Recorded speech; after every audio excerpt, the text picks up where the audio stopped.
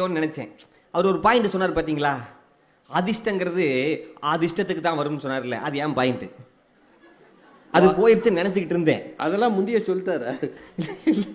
அப்ப என்ன நினைச்சேன், எனக்கு அந்த நேரம் வருத்தப்பட்டுக்கிட்டு இருக்கிற நேரத்தில் வறுத்த முந்திரி பருப்பு கொண்டு வந்து கொடுத்தாங்க. எனக்கு முந்திரி பருப்புனா ரொம்ப பிடிக்கும், அதிர்ஷ்டம்டான்னு சாப்பிட்டுக்கிட்டு இருந்தேன். வாழ்க்கையில் எல்லா இடத்துலையும் அதிர்ஷ்டம் கிடைக்குங்க. கொடுத்தா சாப்பிட்டுட்டு சத்தம் இல்லாமல் இருக்குது. கூட்டத்தில் ஏன் அவுத்து விடுங்க. இல்லை, நாங்கள் அதிர்ஷ்ட அவங்க சொன்ன மாதிரி நாங்கள் அதிர்ஷ்டசாலின்னு சொல்லணும்ல. அக்ஷயா பேசும்போது நாங்கள்லாம் அதிர்ஷ்டசாலிகளாம், அவங்க 2 பேரும் உழைப்பாளிகளாம். ஆமாம், மெரினா பீச்சில் உழைப்பாளர் சிலையில் இவங்க 2 பேர் தான் இருக்கு. ஓ, அது இவங்க தானா? அது ஆண்கள் இல்லை. அப்புறம் சைக்காலஜி ஆஃப் மணி அப்படிங்கிற புக்கை பற்றி பேசினாங்க. உண்மையிலேயே அந்த புத்தகத்துக்கு ஒரு அதிர்ஷ்டம் வந்துச்சுங்க. அது 2020 வெளியாயிருச்சு. ஒரு பைய கண்டுக்கல அந்த புத்தகம். அரவிந்த் சாமி பேசினார், அதுக்கு அதிர்ஷ்டம் அடிச்சது.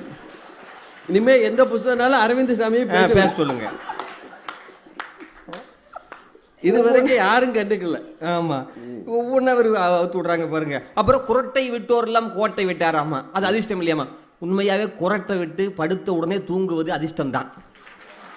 இல்லாட்டி மாத்திரை போடணும். ஆமா, என்ன நீங்க என்னங்க மொத்தமாக சொல்லி. அப்புறம் இவங்க எக்ஸாமுக்கு கரித்துண்டை வைத்து அப்படிலாம் கிடையாதுங்க. எக்ஸாம் நான் வாத்தியார், நீங்க வாத்தியாரா? போய் பார்த்தால தெரியும்.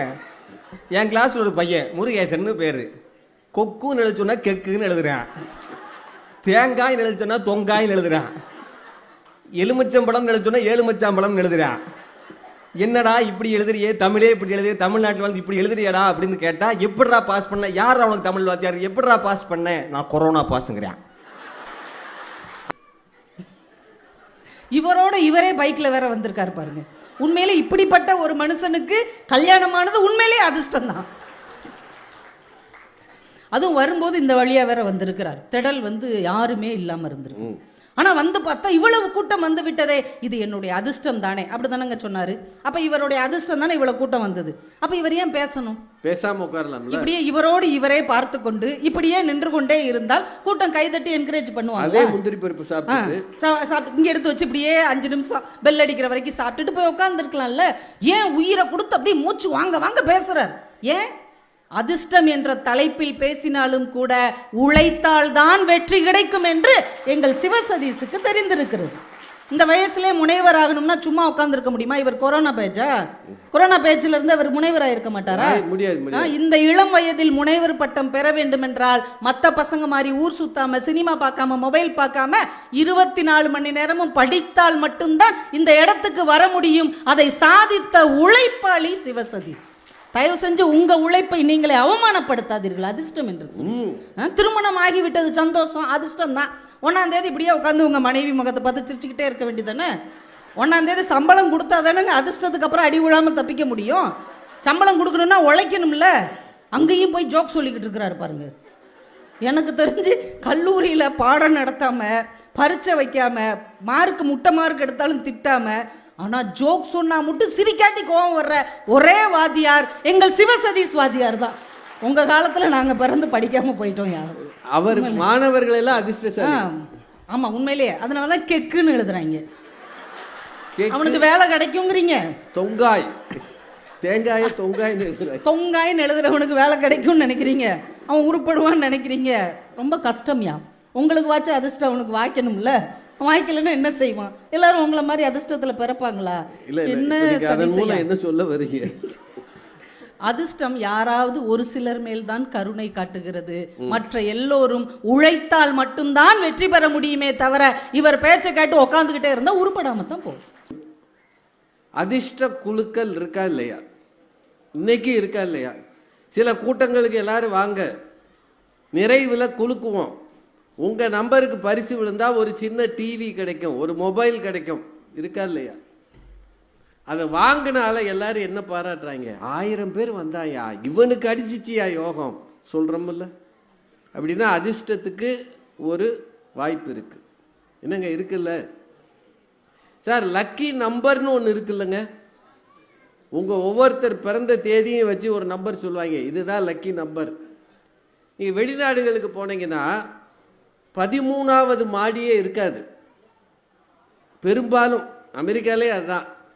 11, 12, 14 தான் இருக்கும். ஏன்னா அவனுக்கு 13 அன்லக்கி நம்பர். 13ன்றதே வச்சிருக்க மாட்டாங்க பெரும்பகுதி. சார் நீங்களே 2 வீலர் வாங்கினா வண்டி வாங்கினா 8ஆம் நம்பரில் முடிகிறது வேண்டாம்னு சொல்கிறீங்களா இல்லையா? என்னங்க யார் அது மாதிரி சொன்னது இல்லையா? ஆர்டிஓட்ட போய் ஐயா என்ன வேணாலும் கொடுங்க, 8 மட்டும் வேணாம். என்னமோ 8 வாங்கினவனெல்லாம் ஆக்சிடென்ட் ஆன மாதிரியும் 8 வாங்காதவனெல்லாம் அப்படியே ஓட்டுற மாதிரியும் ஒரு நம்பிக்கை இருக்கா இல்லையா? என்னங்க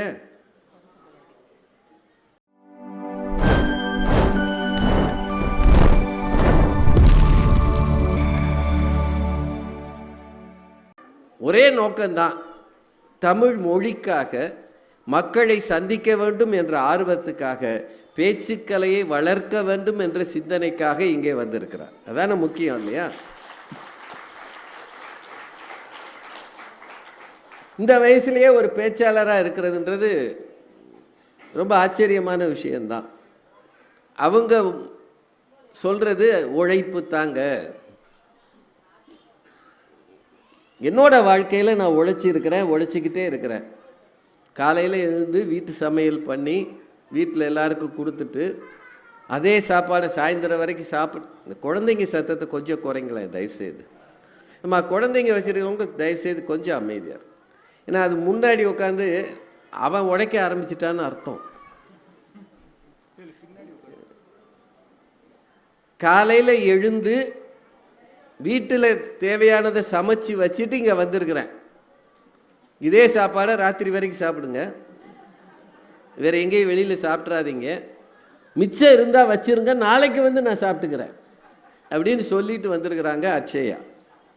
அவங்க சிந்தனையெல்லாம் உழைப்பை பற்றி தான். உழைப்பு தான் மனிதனை உயர்த்தும்ன்றாங்க. அதே அணியில் நிறைவாக பேசுவதற்கு திருமதி கவிதா ஜவஹர். கவிதா ஜவஹரை தெரியாத ஆளே கிடையாது. உலகம் பூரா தெரியும், உள்ளூர்லையும் தெரியும். எந்த நேரமும் தமிழகத்தை சுற்றி வர்றாங்க. நேற்று திருச்சி, இன்னைக்கு இங்கே, நாளைக்கு எங்கன்னு தெரியல. அந்த அளவுக்கு மக்கள் செல்வாக்கு இருக்கு அவங்களுக்கு. மேடை ஏறினா அமைதியாக இருப்பாங்க, பேசும்போது தீப்பிடிக்க பேசுவாங்க. அது வேணும் இல்லைங்க? வேணுமா இல்லை? சில பேர் பேசுனா சொதன்னு இருக்கும், தயிர் சாதத்தில் கை வச்ச மாதிரி இருக்கும். இவங்க பேசுனா ஒரு பிரியாணி சூடாக சாப்பிட்ட கையில் எடுத்த மாதிரி. அது வேணும்ல? இப்போல்லாம் பிரியாணியே பகலில் யாரும் சாப்பிட்றதில்ல, ராத்திரி 12 மணிக்கு தான் சாப்பிட்றாங்க. அதுக்கு பேர் மிட் நைட் பக்கெட் பிரியாணியா. நமக்கு மத்தியானம் சாப்பிட்டதே தூக்கம் வர மாட்டேங்குது, இவன் தூக்கம் வராமல் போய் பிரியாணி சாப்பிட்றான். எப்படித்தான் அவங்களுக்கு செரிக்குதோ தெரியலை. எங்கே பார்த்தாலும் 12 மணிக்கு பைக் எடுத்துகிட்டு சுற்றுறாங்க. சூடாக சுவையாக பேசக்கூடிய திருமதி கவிதா ஜவஹர். 2 பேரும் அதிர்ஷ்டம்தான் என்று சொல்லுகிற இந்த எதிரணிக்கு சவாலாக இருக்கிறாங்க. கடும் உழைப்புக்கு காரணமானவங்க.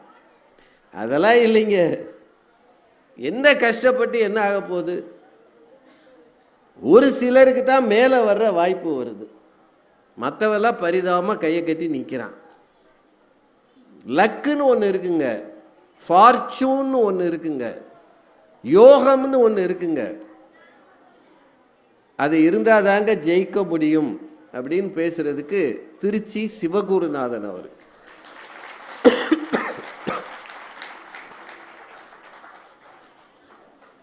அவர் திருச்சியில் நகைச்சுவை மன்றம் நடத்திக்கிட்டு இருக்கிறார், ஹியூமர் கிளப். அதை விட நல்ல சேவைகள் செஞ்சுக்கிட்டு இருக்கிறார். சாதாரண வேலை இல்லை, நிறைய சேவைகள். முதல்ல மனுஷனை சிரிக்க வைக்கிறதே கஷ்டம். எல்லாரும் பாதி நேரம் அப்படியே உம்முன்னு உட்காந்துருக்கான். அதை விட கையில் மொபைலை வச்சு பார்த்துக்கிட்டே இருக்காங்க. யாரும் பக்கத்தில் இருக்கிறவனை பார்த்து பேசுறதில்லை, சிரிக்கிறது இல்லை. எல்லாரையும் மாதத்துக்கு ஒரு முறை கூப்பிட்டு ஒரு இடத்துல உட்கார வச்சு இவர் சிரிக்க வச்சிடுறார். வரும்போது இறுக்கமாக வந்த கணவனும் மனைவியும் போகும்போது சிரிச்சுக்கிட்டே போகுது. வீட்டுக்கு போய் சண்டை போடுவாங்க, அது வேறு விஷயம். ஆனால் இவரால் முடிஞ்சது ஒரு மாதத்துக்கு ஒரு தடவையாவது வாங்க சிரிக்கலாம் அப்படின்னு சிரிக்க வைக்கிறாரு. ஆமாங்க, சிரிக்க தெரிந்த விலங்கும் மனிதன் தானே, சிரிக்க மறந்தவனும் அவன் தானே. சின்ன வயசில் பாருங்கள், பிள்ளைங்க தேவையில்லாமலாம் சிரிக்கும். ஆனால் ஒரு 50 வயசு ஆனவன் தேவைக்கு கூட சிரிக்க மாட்டான். எப்போது சிரிக்க மறக்கிறீர்களோ அப்போது உங்களுக்கு வயதாகிவிட்டது என்ற அர்த்தம். எப்போது வாசிக்க மறந்து விட்டீர்களோ அப்போது உங்கள் வாழ்க்கை வறண்டு போகிறது என்ற அர்த்தம். வாசிப்பு ரொம்ப முக்கியம். 3 விஷயம் சொல்லுவாங்க: வாசிக்க, யோசிக்க, நேசிக்க நேரம் ஒதுக்குங்கள். ஒன்று வாசிக்கணும், வாசிச்சதை பற்றி யோசிக்கணும், சக மனிதர்களை நேசிக்கணும்.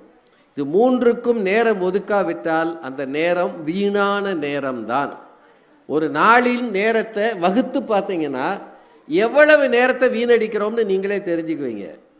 ஆனால் இந்த 3ல் ஏதாவது ஒன்றை நீங்கள் செய்தால் உங்கள் வாழ்க்கை மகிழ்ச்சிகரமாக இருக்கும். அதில் சிரிக்க வைப்பதற்கான சூழலை உருவாக்குகிறவர் சிவகுருநாதர். அவர் அதிர்ஷ்டந்தான்னு சொல்றாரு. அவரோட இணைந்து பேசுவதற்கு முனைவர் சிவ சதீஷ்குமார்.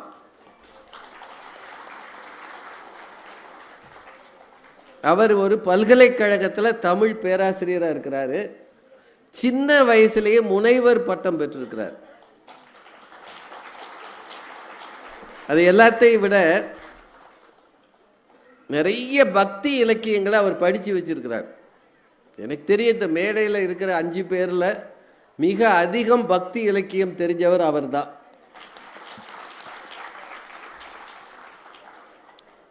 இதே பவ்யம்தான் அவர். எப்பவும் கல்யாணம் வரைக்கும் இன்னும் பவ்யமாக இருந்தார். இப்போ கூடுதல் பவ்யமாயிட்டார். இப்போ கல்யாணம் ஆகி ஒரு குழந்தையோட சந்தோஷமாக இருக்கிறார். இந்த 4 அறிஞர்களும் பேச தயாராயிட்டாங்க. நீங்கள் மட்டும் கொஞ்சம் அமைதியாக இருங்க, உங்களுக்குள்ளே யாரும் பேசாதீங்க. உங்களுக்கு ஏதாவது முக்கியமான ஜனாதிபதி ட்ரம்ப்புக்கிட்ட இருந்து ஃபோன் வந்தால் கொஞ்சம் பொறுமையாக இருங்க. ட்ரம்ப், நான் வந்துடுறேன், ஒரு மீட்டிங்கில் இருக்கிறேன், நீங்கள் வரிகிரி போடணும்னா பொறுத்து போடுங்கன்னு சொல்லிட்டு வந்துடுங்க. மற்றபடி உங்கள் உற்சாகம்தான் இந்த பேச்சாளர்களுக்கு வெகுமதி. ஒன்று மட்டும் சொல்லி பட்டிமன்றத்தை தொடங்குகிறேன். ஒவ்வொரு மேடை பேச்சாளருக்கும் மேடையில் கிடைக்கிற பாராட்டு, புகழ், அது எல்லாத்துக்கும் மேலே ஒரு ஆன்ம திருப்தி இருக்கும். சார், நம்ம கருத்துக்களை சொல்கிறதுக்கு ஒரு ஃபோரம், ஒரு அமைப்பு கிடைக்கிறது எளிமை இல்லை. இருக்கிற எல்லாருக்குமே தெரியும். உங்கள் வீட்டில் இருக்கிறவங்களை கூப்பிட்டு வச்சு ஏதாவது பேச முயற்சி பண்ணுங்க, உட்காந்து கேட்குறாங்களான்னு பார்ப்போம். உங்கள் பையனை கூப்பிட்டு, இங்கே வாடா, ஒரு விஷயம் பேசணுன்னா, அப்புறமா வரேன், நீ போ. இது எங்களை மாதிரி பேச்சாளர்களுக்கு இன்னும் சிரமம். யாரையாவது கூப்பிட்டு ஏதாவது பேசணுன்னு ஆரம்பித்தா, ஏன் மைக்கு கிடைக்கலையான்றாங்க. அவங்க முதல்ல சொல்கிறது, மைக்கு இன்னைக்கு எந்த ஊரும் கிடைக்கலையா, நான் தானே கிடைச்சேன், ஏன் கூழ்றேன்றான். ஒரு மேடை அமைத்து ஒரு மாவட்ட நிர்வாகம் ஒரு பொருளை சிந்திக்க வாய்ப்பு தந்திருக்கிறது. அதுவும் புத்தக கண்காட்சிகளை திருவிழாவாக நடத்தி கொண்டிருக்கிறார்கள். நோக்கம் ஒன்று தான், வாசிங்க வாசிங்க, வாசிக்கிட்டே இருங்க. ஒரு 50 வருஷம் முன்னாடி எழுத படிக்க தெரியாதவர்கள், எழுத்து கூட்டி படிக்க தெரியாதவர்கள் அதிகம் இருந்த நாடு நம்ம நாடு. இன்னைக்கு கல்வி அறிவிலே மேம்பட்டு வந்திருக்கிறோம். கல்வி சிறந்த தமிழ்நாடு என்று இன்றைக்கு நம்மை புகழ்கிறார். பாரதி அன்னைக்கே பாடினா, கல்வி சிறந்த தமிழ்நாடு, புகழ் கம்பன் பிறந்த தமிழ்நாடுனா. அந்த தமிழ்நாட்டின் பெருமையை உயர்த்துவதிலே வாசிக்கிற இயக்கத்துக்கு பெரும் பங்கு இருக்கிறது. அரசுக்கு 1000 வேலை இருக்கும், சட்டம் ஒழுங்கிலிருந்து மக்கள் பணியில். அது எல்லாத்தோட சேர்த்து புத்தக வாசிப்புக்காக அவர்கள் நேரம் ஒதுக்குகிறார்கள், திருவிழாக்களை நடத்துகிறார்கள் என்று பார்க்கும்போது நோக்கம் ஒன்றுதான். எழுத்து அறிந்தவர்களாக, வாசிக்கிற ஆர்வம் உள்ளவர்களாக நீங்கள் மாற வேண்டும், அடுத்த தலைமுறை வர வேண்டும் என்பதற்காகத்தான் இந்த திருவிழா. இதில் நடக்கிற இந்த பட்டிமன்றத்துக்கு வந்ததில் எங்களுக்கு ரொம்ப மகிழ்ச்சி. எங்களை அழைத்த மாவட்ட நிர்வாகத்துக்கு மீண்டும் நன்றியை சொல்லி பட்டிமன்றத்தை தொடங்குகிறோம். வாழ்வில் பெரிதும் வெற்றி பெற, வாழ்வில் வெற்றி பெற பெரிதும் தேவை அதிர்ஷ்டமா உழைப்பா என்கிற தலைப்பில் அதிர்ஷ்டமே என்று பேச வருகிறார் நண்பர் சிவகுருநாதன். அவரை உங்கள் சார்பிலே அழைத்து அமைகிறேன். நன்றி.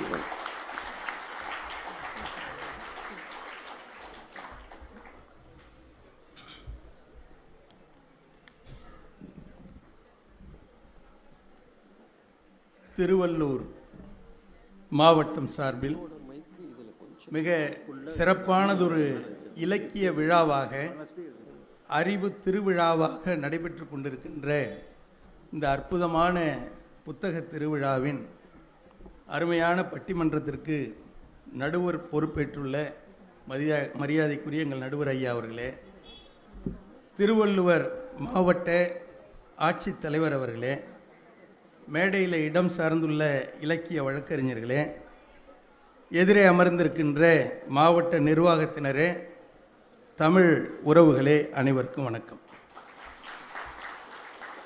மரியாதைக்குரிய நடுவர் அவர்களே, மிக அருமையான தலைப்பு.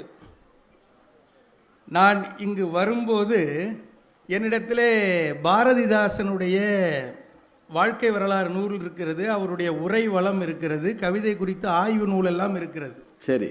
ஆனால் பாரதிதாசன் கவிதைகள் என்ற ஒரு ஒட்டுமொத்த தொகுப்பு என்னிடத்திலே இல்லாமல் இருந்தது. அதை மாவட்ட ஆட்சியர் என்னிடத்திலே கொண்டு பரிசாக தந்தார். நான் அதிர்ஷ்டசாலி. உங்களுக்கு அப்படி ஒரு அதிர்ஷ்டம் அடிச்சிருக்கு. நடுவர் அவர்களே, எனக்கு தெரிந்துங்கிற வார்த்தையை தெளிவாக சொல்றேன். மரியாதைக்குரிய முனைவர் இறையன்பு ஐயாவுக்கு பிறகு மக்கள் ரசிகர் மன்றம் வச்சு கொண்டாடக்கூடிய அளவிற்கு உள்ள ஆட்சித்தலைவர் மரியாதைக்குரிய ஐயா பிரதாப். அவர் உழைப்பால் உயர்ந்தார். சரி. அவர் உழைத்துதான் IAS படித்தார். அது ஒன்று சாதாரண விஷயம் இல்லை.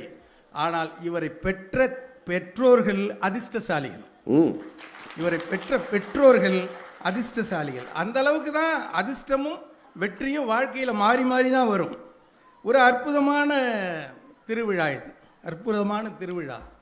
அணுகுண்டு ஒரு முறைதான் வெடிக்கும், நல்ல புத்தகம் திறக்கும் போதெல்லாம் வெடிக்கும் என்று சொன்னார் ஜெயகாந்தன். புத்தகம் வாசிக்கையில் குனிய வைக்கும், வாழ்க்கையில் நிமிர வைக்கும். என்னாச்சு? எனக்கு அதிர்ஷ்டம் இருக்கா? இல்லை, உங்க உயரத்துக்கு மைக் இல்லை, கொஞ்சம் அளவா வளரணும். புத்தகம் வாசிக்கையில் குனிய வைக்கும், வாழ்க்கையில் நிமிர வைக்கும். மனிதர்களை விட்டு தொலைவில் இருப்பதே புத்தகங்களுக்கு பிடிப்பதே இல்லை. அதனால்தான் அவை பக்கங்களாக இருக்கின்றன. நல்ல புத்தகத்தில் அத்தனை பக்கங்களும் அட்டைகள் தான். அதனால் உறிஞ்சிவிடும் உங்களை. பரவாயில்லையா? புத்தகங்களை நாம் மேலிருந்து கீழே வாசிக்கின்றோம், புத்தகங்களோ நம்மை கீழிருந்து மேலே தூக்கி விடுகின்றன என்று சொன்ன கவிஞர் நெல்லை ஜெயந்தாவுடைய கவிதையிலிருந்து நான் என்னுடைய உரையை தொடங்குகிறேன். வாசிப்பு தான் நமக்கு வாழ்க்கையை கொடுக்கும், வாசிப்பு தான் நமக்கு உழைக்க சொல்லிக் கொடுக்கும், வாசிப்பு தான் நமக்கு அதிர்ஷ்டத்தையே தரும் என்று என்னுடைய கருத்து. அருமையான செய்தி, அருமையான ஊர் இந்த ஊர். அந்த அளவுக்கு ஐயா, அதிர்ஷ்டம்னா என்னையா? என்ன அதிர்ஷ்டம்னா அதுவா வரும், அது இஷ்டத்துக்கு வரும், அதுவா வரும், இருக்கும். அது இஷ்டத்துக்கு வரும், அது இஷ்டத்துக்கு போகும். ஆமா. நீங்க வருட பிறப்பு 2026 வருஷம் பிறந்தது இல்ல, எல்லா சேனல்லையும் என்ன சொன்னாங்க? தனுசு ராசி நேயர்களே, உங்களுக்கு 2026 முழுக்க அதிர்ஷ்ட தேவதை அள்ளி கொட்டிக்கொண்டே இருக்க போகிறாள்னு சொன்னேன். உங்க ராசி தனுசு ராசி? தனுசு ராசி. இல்ல, சொல்லும் போதே தெரிஞ்சுக்கிட்டேன். நான் இது வரைக்கும், இன்னைக்கு பிப்ரவரி 18ஆம் தேதி, இது வரைக்கும் 2 மாதத்தில் 18 பட்டிமன்றம் பேசியிருக்கேன். இது எனக்கு கிடைத்த அதிர்ஷ்டமா இல்லையா? இல்லை, எல்லாரை விட நீங்க தான் அதிர்ஷ்டசாலி. உங்களை போன்ற நடுவர்கள் இருக்கும் வரை எங்களுக்கு என்ன கவலை? நடுவர் அவர்களே, மரியாதைக்குரிய நடுவர் அவர்களே, நான் ஒரு அடிப்படையில் டெல்டா மாவட்டத்தை சார்ந்த ஒரு விவசாய குடும்பத்தை சார்ந்தவன். நீங்கள் சொல்கிறீங்கல்ல தொழிலில் உழைப்பு இருந்தால் தான் முன்னேற வாழ்க்கையில், அதெல்லாம் கிடையாது. அதிர்ஷ்டம் இருக்கணும். அடிப்படையில் நான் ஒரு விவசாய குடும்பத்தை சார்ந்த 35 ஆண்டு காலம் நான் விவசாயத்தில் வயலில் இறங்கி வேலை செய்ய தெரியும் எனக்கு. ஆனால் அந்த விவசாயம்ங்கிறது தொழில் கிடையாது, அது வாழ்வியல் நெறி. அதுபடி நாங்கள் வாழ்ந்திருக்கோம். அந்த விவசாயம் நல்லா தெரிஞ்சு. இப்போ உள்ள ஹைடெக் வசதி நிறையா இருக்குது. இன்னைக்கு விவசாயத்துக்கு அரசாங்கம் எடுக்கக்கூடிய முன்னெடுப்புகள் நிறைய இருக்கு. நான் விவசாயம் செஞ்ச காலத்தில் எதுவுமே இல்லை. விவசாயம் என்பது விவசாயி.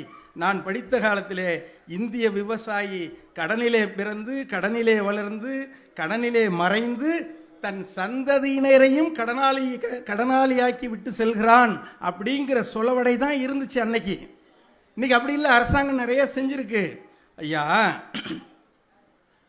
நாற்று விதை விட்டு, நாற்று பறித்து, நடவு நட்டு, அது அறுவடையாகி விற்று முதலாகும் வரைக்கும் நாங்கள்லாம் வயிற்றில் நெருப்பு கட்டிட்டு இருப்போம். ஏன்னு தெரியுமா? நல்ல நாற்று நட்டு தண்ணி ஓடுற நேரத்தில் வானம் பொய்த்து விடும், மழை பெய்யாது. அதையும் மீறி மழையெல்லாம் பெஞ்சு அறுவடைக்கு தயாராகி கதிர் அப்படி சாய்ந்து நிற்கும்போது மழை பிடிச்சிட்டு அடிக்கா, புயல் வரும். அறுவடை செஞ்ச நெல்லை வீட்டுக்கு எடுத்துகிட்டு வந்து அப்படி நாங்கள்லாம் நெல் முளைச்சி போயிருக்கு, எங்களுக்கெல்லாம் சாக்கு கிடைக்காது. இப்போ உள்ளது மாதிரி நேரடி நெல் கொள்முதல் நிலையங்கள் அரசாங்கம் நிறைய திறந்து வச்சிருக்கு. அப்போல்லாம் இப்போ கிடையாது. போராட்டமாக தான் எங்களுடைய வாழ்க்கை இருந்துச்சு.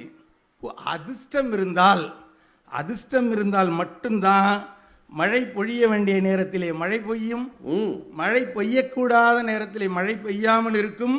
அதிர்ஷ்டம் இருந்தால்தான் மணப்பாற மாடு கட்டி, மாயவரம் ஏறு பூட்டி, வயக்காட்டை உழுது போட்டு, பசும் தழைய போட்டு பாடுபட்டு, ஆத்தூர் கிச்சடி சம்பா வாங்கி விதைச்சி, நாற்றை நல்லா நடவு நட்டு அறுத்து விருதுநகர் வியாபாரிக்கு வித்து போடலாம். அது அதிர்ஷ்டம் இருந்தால் மட்டும்தான் நடக்கும். அதிர்ஷ்டம் இல்லைன்னு சொன்னா வெள்ளாமை வீடு வந்து சேராது. இது உண்மையா இல்லையா? நான் உண்மையா இல்லையா? ஐயா, எங்க ஊர்ல திருச்சியில மத்திய பேருந்து நிலையம் இருக்கு. இந்த அது தமிழ்ல சொன்னா சென்ட்ரல் பஸ் ஸ்டாண்ட். ஓ, அது தமிழா? அது பரவாயில்லையே. 2 ஹோட்டல் இருக்குயா. நான் ஒரு உதாரணத்துக்கு சொல்றேன். சாப்பிட்ற இடம் 2ம் பக்கத்து ஹோட்டல். இதுல என்ன தெரியுமா? 2க்குமே ஒருத்தர் தான் உரிமையாளராக இருந்தார் ஒரு காலத்தில். வாங்கி பிரிச்சுக்கிட்டாங்க. இந்த பக்கம் உள்ள ஹோட்டலில் உழைக்கிற அதே உழைப்பு தான் இந்த பக்கம் கொடுக்குறாங்க. இந்த பக்கம் ஹோட்டலில் உள்ள அதே சுத்தம், சுகாதாரம் எல்லாம் இந்த பக்கம் ஹோட்டல்லையும் இருக்கும். ஆனால் எந்த விதமான கேள்வியும் இல்லாமல் பொதுமக்கள் போய் அந்த பக்கம் உள்ள ஹோட்டலில் மட்டும்தான் சாப்பிடுவாங்க. இந்த பக்கம் ஹோட்டலுக்கு ஆளே போக மாட்டாங்க. நீங்களாவது போகலாம்ல? நான் அங்கே போனதுனால தான் அதை தலைப்பாக எடுத்து நான் பேசுகிறேன். சரி, நான் என்ன சொல்கிறேன், அங்கே அவ்வளோ சுகாதாரமாக இருக்குது, சுவையாக இருக்குது. ஆனால் அங்கே ஏன் வியாபாரம் சரியில்லைன்னு கேட்டால் அந்த ஓனர் சொல்கிறாரு அதிர்ஷ்டம் இல்லையாங்கிறாரு. யாருக்கு? அவருக்கு அதிர்ஷ்டம் இல்லைங்கிறாரு. நாங்கள் நல்லா தான் உழைக்கிறோம், அதிர்ஷ்டம் இல்லைங்கிறாரு. நடுவர் அவர்களே, காவிய கவிஞர் வாலியை தெரியும். எங்கள் ஊர் திருவரங்கத்துக்காரர், ஸ்ரீரங்கத்துக்காரர். 1958 சினிமாவுக்கு பாட்டு எழுத வரார். 63 வரைக்கும் அவர் எழுதின பாட்டு 6 பாட்டு தான். 5லிருந்து 6 பாட்டுக்குள்ளார தான் எழுதினார். அழகர் மலை கல்லன்கிற படத்தில் 1958 ஆண்டு எழுதுறார். நிலவும் தாரையும் நீயம்மா, இந்த உலகம் ஒரு நாள் உனதம்மான்னு பாட்டு எழுதுறார். முதல் பாட்டே மோட்டிவேஷன். ஆனால் 5 வருஷம் 6 வருஷம் வரைக்கும், 63 வரைக்கும் அவர் 5 பாட்டு தான் எழுதுறாரு. கடுமையாக உழைக்கிறார், எந்த பலனும் இல்லை. கடுமையாக உழைக்கிறார், எந்த பலனும் இல்லை. ஆனால் 1963 கற்பகம்ங்கிற படம் ரிலீஸ் ஆகுது. KS கோபாலகிருஷ்ணன் டைரக்ஷனில். அந்த படத்தில் பாட்டு எழுதுறாரு. பக்கத்து வீட்டு பருவ மச்சான், 1000 இரவுகள் வருவதுண்டு, அத்தைமடி மெத்தையடி, இந்த பாட்டெல்லாம் எழுதுறாரு. அதற்கு பிறகு அவர் மறைந்த 2013 வரைக்கும் 50 ஆண்டு காலம் திரைத்துறையிலே உச்சத்திலே இருந்தார் என்று சொன்னால் அது அவர் செய்த அதிர்ஷ்டம்தான். உழைச்சாரு. அந்த 5 வருஷம் உழைச்ச உழைப்பு என்ன சாதாரண உழைப்பா? பக்கத்து வீட்டு பருவ மச்சான் தான். 5 வருஷம் உழைச்சிருக்கிறாரியா? வரலையே. ஆனா அவரே சொல்றாரு, என்னை நான் விஸ்வநாதன் ராமம் MS விஸ்வநாதன் அவர்களை பார்க்கும் வரைக்கும் எனக்கு சாப்பிட காசு இருக்காது, அவரை பார்த்த பிறகு சாப்பிட நேரமில்லை அப்படின்னு. என்ன மரியாதைக்குரிய நடுவர் அவர்களே, இப்ப ரிலையன்ஸ் கம்பெனி இருக்குல்ல, நம்ம இன்னும் கொஞ்சம் வடக்க போய் பேசுவோம். முகேஷ் அம்பானி, அனில் அம்பானி 2 பேர் தானே, அண்ணன் தம்பி தானே. தாய் கோகிலா பெண் அம்பானி, திருபாய் அம்பானி, அந்த குடும்பம். இவ்வளவு டெக்னிக்கலா டீட்டெயிலாக எடுத்துட்டு வந்திருக்கீங்க. யாராச்சும் இங்கே இருப்பாங்க, ஜியோ ரீட்டைலர் இருப்பாங்க. 2005 சொத்தை பிரிக்கிறாங்க. 2 பேருக்கும் தனித்தனியாக சொத்தை பிரிக்கிறாங்க. சொத்தை பிரிக்கும் போது முகேஷ் அம்பானி ரிலையன்ஸ் இண்டஸ்ட்ரீஸ்னு ஆரம்பிக்கிறார், பெட்ரோகெமிக்கல் நிறுவனம் போகிறார், ஜியோ தொலைத்தொடர்பு நிறுவனத்தை ஆரம்பிக்கிறார். இது ஒரு பக்கம். இன்னைக்கு டாப் 10 உலகத்தின் டாப் 10 பணக்காரர்களில், இந்தியாவில் நம்பர் 1 பணக்காரர்களில் முகேஷ் அம்பானி வந்துட்டார். அதே சொத்து அளவுக்கு தான் அனில் அம்பானிக்கும் பிரித்து கொடுத்தாரு. 1120 கோடி ரூபாய் அவருடைய சொத்தை அரசாங்கம் முடக்கம் செஞ்சிருக்கு. இது என்ன? 2 பேரும் உழைச்சாங்க, 2 பேரும் உழைச்சாங்க, 2 பேருமே உழைச்சாங்க, இல்லை என்று சொல்ல. ஒருத்தருக்கு யோகம் இல்லைன்றீங்க. ஒருத்தருக்கு யோகம் இல்லை, ஒருத்தருக்கு யோகமே இல்லை. ஒரு செய்தியை நான் நேற்று பார்த்த ஒரு காணொலியை உங்களிடத்திலே பதிவு செய்ய விரும்புகிறேன். செல்வேந்தர் சுகிசிவம் அவர்கள் அந்த காணொலியில் சொல்லியிருந்தாங்க, மகாராஷ்டிராவில் ஒரு அம்மா அவங்க புருஷனை போய் ஹாஸ்பிட்டலில் சேர்த்துருக்கு. ஒரு சர்ஜரி பண்ணியே ஆகணும், இல்லைன்னா இருந்தாலும் உயிரை இழந்துருவார். டாக்டர் சொல்கிறார் 2.5 லட்ச ரூபா ஆகும். 2.5 லட்ச ரூபா என்கிட்ட இல்லையா, கூலி தொழிலாளி. இங்கே உள்ளது மாதிரி அங்கே கலைஞர் காப்பீடு திட்டம்லாம் இருக்கா என்னன்னு தெரியல. 2.5 லட்ச ரூபா இல்லையா அப்படின்னு இருக்கு. இல்லைம்மா 2.5 லட்ச ரூபா இருந்தால் எங்கள் ஹாஸ்பிட்டலில் ட்ரீட்மெண்ட் எடுக்கிறோம், இல்லைன்னா ஏதாச்சும் பண்ணுங்கன்னொடனே அந்த அம்மா மனசை கல்லாக்கிக்கிட்டு வெளியில் வந்து தான் புருஷனுக்கு பிடிச்ச சமோசா வாங்கி கொடுப்போன்னு வாங்கி 2 சமோசா இருந்த காசில் 2 சமோசா வாங்கியிருக்கு. 2 சமோசாவில் 1 புருஷன்கிட்ட கொடுத்துட்டு 1 சாப்பிட்டுட்டு அந்த பேப்பரை பார்க்குது. நல்லா தெரிஞ்சுங்க, அந்த பேப்பர் எவ்வளோ இருக்கும், அந்த பேப்பர் சமோசா மடித்த பேப்பர் எவ்வளோ இருக்கும் அப்படி பார்த்துட்டு அதில் போட்டிருக்கு. அதில் என்ன அச்சிட்டு இருக்குன்னா, நாளை ஒரு மாரத்தான் ரேஸ் நடைபெற இருக்கிறது இந்த இடத்துல, அதில் வென்றால் முதல் பரிசு கிடைத்தால் 3 லட்ச ரூபான்னு அறிவிச்சிருக்காங்க. 3 லட்ச ரூபான்னு மறுநாள் காலையில் இந்த அம்மா போய் நிற்கிது, மாரத்தான் ஓடுது, முதல் பரிசு 3 லட்ச ரூபா கிடைக்குது. இது அந்த அம்மாவுக்கு கிடைச்ச அதிர்ஷ்டம்.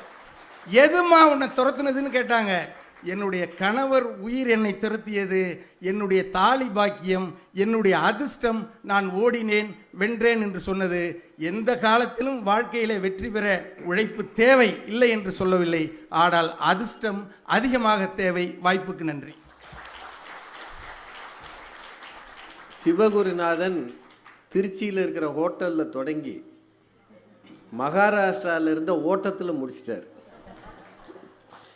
வாங்கியிருக்காங்க பாருங்க சமோசா, அதில் எழுதி இருந்திருக்கு. அதனால தான் கண்டதும் கற்க பண்டிதனாவான்னு அந்த காலத்தில் சொல்லுவாங்க. எது இருந்தாலும் வாசிக்கணும். நம்ம வடையை வாங்கிட்டு பேப்பரை கசக்கி கீழே போட்டுருவோம், சவுண்டு வருதுங்க. ஆனால் அந்த சமோசா பேப்பர் எவ்வளோ இருக்கோ சமோசா சைஸில் தான் இருக்கும். அதில் ஒரு செய்தியை அந்த பொண்ணு பார்த்து மாரத்தான் ஓடி இருக்கிறாங்க. அது ஒன்று சாதாரண 100 மீட்டர் ஓட்டம் இல்லை, மாரத்தான் பல மைல் ஓடணும். கணவருக்காக ஓடி ஜெயிச்சிருக்கிறாங்கன்னா அதுக்கு காரணம் அந்த பக்கம் ஏன் அந்த அம்மா கைக்கு வந்துச்சு. இந்த சமோசா பேப்பரில் ஒரு சினிமா விளம்பரம் வந்திருக்கலாம், அல்லது வேற ஒரு ஜோதிட பக்கம் வந்திருக்கலாம், அரசியல் வந்திருக்கலாம். ஆனால் இந்த மாரத்தான் பற்றிய அறிவிப்பு அந்த அம்மா கைக்கு ஏன் கிடைச்சது? கிடைச்சதாயா யோகம், அந்த லக்கு தான் ஒரு கணவரை காப்பாத்துச்சு அப்படின்னு. சரிதானுங்க அவர் சொன்னது? நீங்களா அமைதியாக இருக்கீங்க. விவசாயம் பண்ணுறாங்க, நாற்று நடும்போது முதல்ல விதை கிடைக்கணும், போதுமான தண்ணீர் இருக்கணும், பூச்சி இல்லாமல் இருக்கணும். பூச்சி வந்து அதை கெடுத்துடக்கூடாது, சரியாக அறுவடை நேரத்தில் மழை வரக்கூடாது, அறுத்து எடுத்த பிறகு அது கொள்முதல் ஆகணும், காசு கைக்கு வரணும். இதுல எல்லாம் யோகம்தான் இருக்கு. என்னதான் விவசாயி உழைச்சாலும் லக்கு இல்லைன்னா முடியாது அப்படின்னு அதிர்ஷ்ட கட்சிக்கு ஒரு அதிர்ஷ்ட வரவாக சிவகுருநாதன் இருக்கிறார். இதுக்கு பதில் சொல்லணும். ஒரு திருச்சிக்கு தஞ்சாவூர். வாங்கம்மா அக்ஷயா. சின்ன பொண்ணுங்க, இன்னுமே நல்லா கை தட்டலாம்.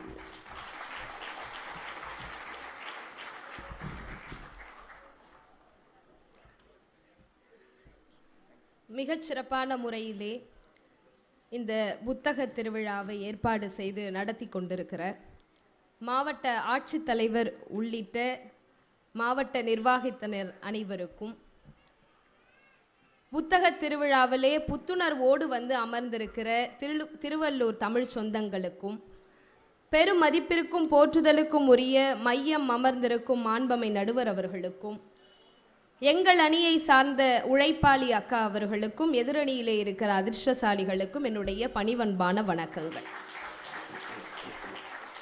வாழ்க்கையில் வெற்றி பெற எது தேவை என்பது தலைப்பு. முதல்ல வாழ்க்கையில வெற்றினா என்னன்னு ஒரு கேள்வி இருக்குல்ல. ஒரு முறை ஜெயிப்பது அல்ல வாழ்க்கையினுடைய வெற்றி.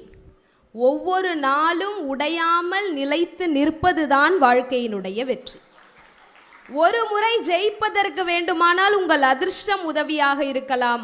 ஆனால் ஒவ்வொரு நாளும் தடைகளை தாண்டி நிலைத்து நிற்பதற்கு உழைப்பு தான் தேவை என்பது எங்களினுடைய வாதம். சார், வாழ்க்கையில சும்மா அதிர்ஷ்ட தென்றல் வந்து வீசும்னு சும்மா உட்கார்ந்துட்டு இருந்தா ஜெயிக்க முடியாதுங்க. சூறாவளி போல சுழன்று சுழன்று உழைத்தால் தான் வாழ்க்கையில் வெற்றி பெற முடியும். நான் ஒரு உதாரணத்தை சொல்றேன். ஒரு பெண்மணியை நான் உங்களுக்கு சொல்றேன். அந்த பெண்மணி தன்னுடைய சொந்த வாழ்க்கையிலே தன்னுடைய இளம் வயதிலேயே கணவரை இழந்தவர், தன்னுடைய மகனை ஒரு நோய்க்கு பறிகொடுத்தவர், இன்னொரு மகனை அடுத்த 2 ஆண்டுகளில் விபத்தில் பறிகொடுத்த ஒரு துரதிர்ஷ்டசாலி.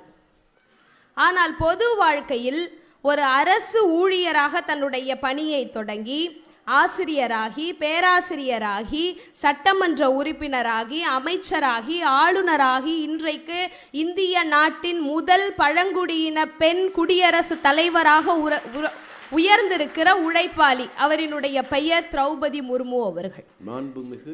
மாண்புமிகு குடியரசுத் தலைவர், நம்முடைய நாட்டின் முதல் குடிமகள் திரௌபதி முர்மு அவர்கள். சார், அவரினுடைய சொந்த வாழ்க்கையில் நிகழ்ந்த அதிர்ஷ்டமின்மைக்கு அவர் காரணமில்லை. ஆனால் அவருடைய பொது வாழ்க்கையில் அவர் ஒவ்வொரு உயரமாக முன்னேறியதற்கு அவரினுடைய உழைப்பு மட்டும்தான் காரணம் என்று சொன்னால், அந்த உழைப்பு தான் வாழ்க்கையின் வெற்றிக்கு தேவை என்று சொல்றோம். சார், இந்த அதிர்ஷ்டத்தை நம்பி தான் லாட்டரின்னு ஒரு கலாச்சாரம் நம்முடைய ஊர்ல இருந்தது. அந்த அதிர்ஷ்டத்தை நம்பி எத்தனை குடும்பங்கள் இங்கு பாடுபட்டதை கருதி தானே நம் 2003 அதை தடை பண்ணோம். சரி, அதுலயும் ஒரு அதிர்ஷ்டம் இருக்குதான்னு வச்சுக்கோங்களேன். நிறைய பேர் அந்த லாட்டரி டிக்கெட் அடிச்சு பணக்காரர் ஆனவர்கள் உண்டு. ஆனால் அந்த பணத்தை முதலீடாக்கி வாழ்க்கையில் முன்னேறியவர்கள் எத்தனை பேர் உண்டு? ஆக, ஏதேனும் ஒரு வகையில் உங்களுக்கு அதிர்ஷ்டம் கிடைத்தாலும் அதை தக்க வைத்துக் கொள்வதற்கு உழைப்பு தேவை. சார், ஒரு அழகான வரி சைக்காலஜி ஆஃப் மணி அப்படிங்கிற புத்தகத்தில் இருக்கு. ஒரு பணம் உங்களை சுதந்திரமானவனாக மாற்ற வேண்டுமே தவிர பணக்காரனாக மாற்ற வேண்டிய அவசியம் இல்லை என்று எழுதியிருப்பார். அதிர்ஷ்டத்தால் வருகிற பணம் உங்களை பணக்காரனாக வேண்டுமானால் மாற்றலாம். உழைத்து நீங்கள் பெறுகிற பணம் மட்டும்தான் உங்களை சுதந்திரமானவராக மாற்றும். எதிரணியிலிருந்து வந்த ஐயா அவர்கள் ஒரு பாடலை சொன்னாங்க. TMS அவர்களுடைய ஒரு பாடல் வரிகள் உண்டு. நல்ல பொழுதையெல்லாம் தூங்கி கழித்தவர்கள் நாட்டை கெடுத்ததுடன் தானும் கெட்டார். அல்லும் பகலும் சிறு கல்லா இருந்து விட்டு அதிர்ஷ்டம் இல்லை என்று அழுத்து கொண்டார். விழித்து கொண்டோரெல்லாம் பிழைத்து கொண்டார், குரட்டை விட்டோரெல்லாம் கோட்டை விட்டார் என்று எழுதியிருந்தாரே சொன்னார். அதிர்ஷ்டத்தை நம்பி ஏமாந்து போவதை விட உழைப்பை நம்பி உயர்வதுதானே வாழ்க்கையில் முக்கியம். அந்த பாட்டு கேளுங்க ஐயா. சார், வாழ்க்கையில் உயர்வதற்கான மிக முக்கியமாக நாம் கருதுவது, நம்முடைய முன்னோர்களும் நம்முடைய வரலாறும் நமக்கு சொல்லிக் கொடுத்தது கல்வி. அந்த கல்வி வெறும் அதிர்ஷ்டத்தினால கிடைச்சிடுமா? அதற்கு சான்றாய் நம்முடைய மாவட்ட தலைவர், ஆட்சித்தலைவர் முன்ன அமர்ந்திருக்காரு இல்லையா? அதிர்ஷ்டத்தை நம்பி எக்ஸாம் அன்னைக்கு போய் கரித்துண்டை எடுத்து அவனோட எக்ஸாம் நம்பரை பிள்ளையாரை சுற்றி எழுதி வச்சுட்டு இருப்பான். கரித்துண்டை எடுத்து அப்படி நம்பர் எழுதி செவுரை அஸ்தப்படுத்துவதற்கு பதிலாக அந்த கரித்துண்டை மையப்படுத்திய கார்பன் டேட்டிங்கை படிச்சிருந்தானா பாஸ் ஆயிருக்கலாம். ஆக அதை தான் நாங்கள் இந்த இளைய தலைமுறைக்கு சொல்லிக் கொடுக்கிறோம். அவ்வை சொல்லுவார், அரிது அரிது மானிடர் ஆதல் அரிது, அதனினும் கூன் குருடு செவிடு பேடு நீங்கி பிறத்தல் அரிது. அதே போல கொடிது கொடிது வறுமை கொடிது, இளமையில் வறுமை அதனினும் கொடிது. அப்ப உடல் ஊனமும் கொடுமையானது, இளமையில் வறுமையும் கொடுமையானது. இந்த ரெண்டும் சேர்ந்திருந்தால் எவ்வளவு கொடுமையானது சார். மயிலாடுதுறையில் லக்ஷ்மிங்கிற ஒரு பொண்ணு, அவளுக்கு அம்மா அப்பா கிடையாதுங்க, காப்பகத்தில் தான் வளர்றா. பரவாயில்ல, வலது கை இல்லை, அதுவும் பரவாயில்ல, இடது கையும் இல்லை. ஆனால் நம்பிக்கை என்ற ஒன்று இருந்தது. உடல் ஊனம் இருந்தாலும் உழைப்பு என்ற ஒன்று இருந்தது. வசதியற்ற குடும்பம் இல்லை என்றாலும் வைராக்கியம் என்ற ஒன்று இருந்தது. 2 கைகளே இல்லை என்றாலும் காலாலேயே தேர்வெழுதி, மேலும் பிறரின் உதவியோடு தேர்வெழுதி தன்னை வளர்த்து கொண்டு 12ஆம் வகுப்பு வரை படித்து இன்றைக்கு தேர்ச்சியுற்று இருக்கிறாள் என்று சொன்னால் உங்களுக்கு அதிர்ஷ்டம் கிடைக்காவிட்டால் என்ன, வைராகியமும் உழைப்பும் இருந்தாலே போதுமே வாழ்க்கையில் முன்னேறுவதற்கு.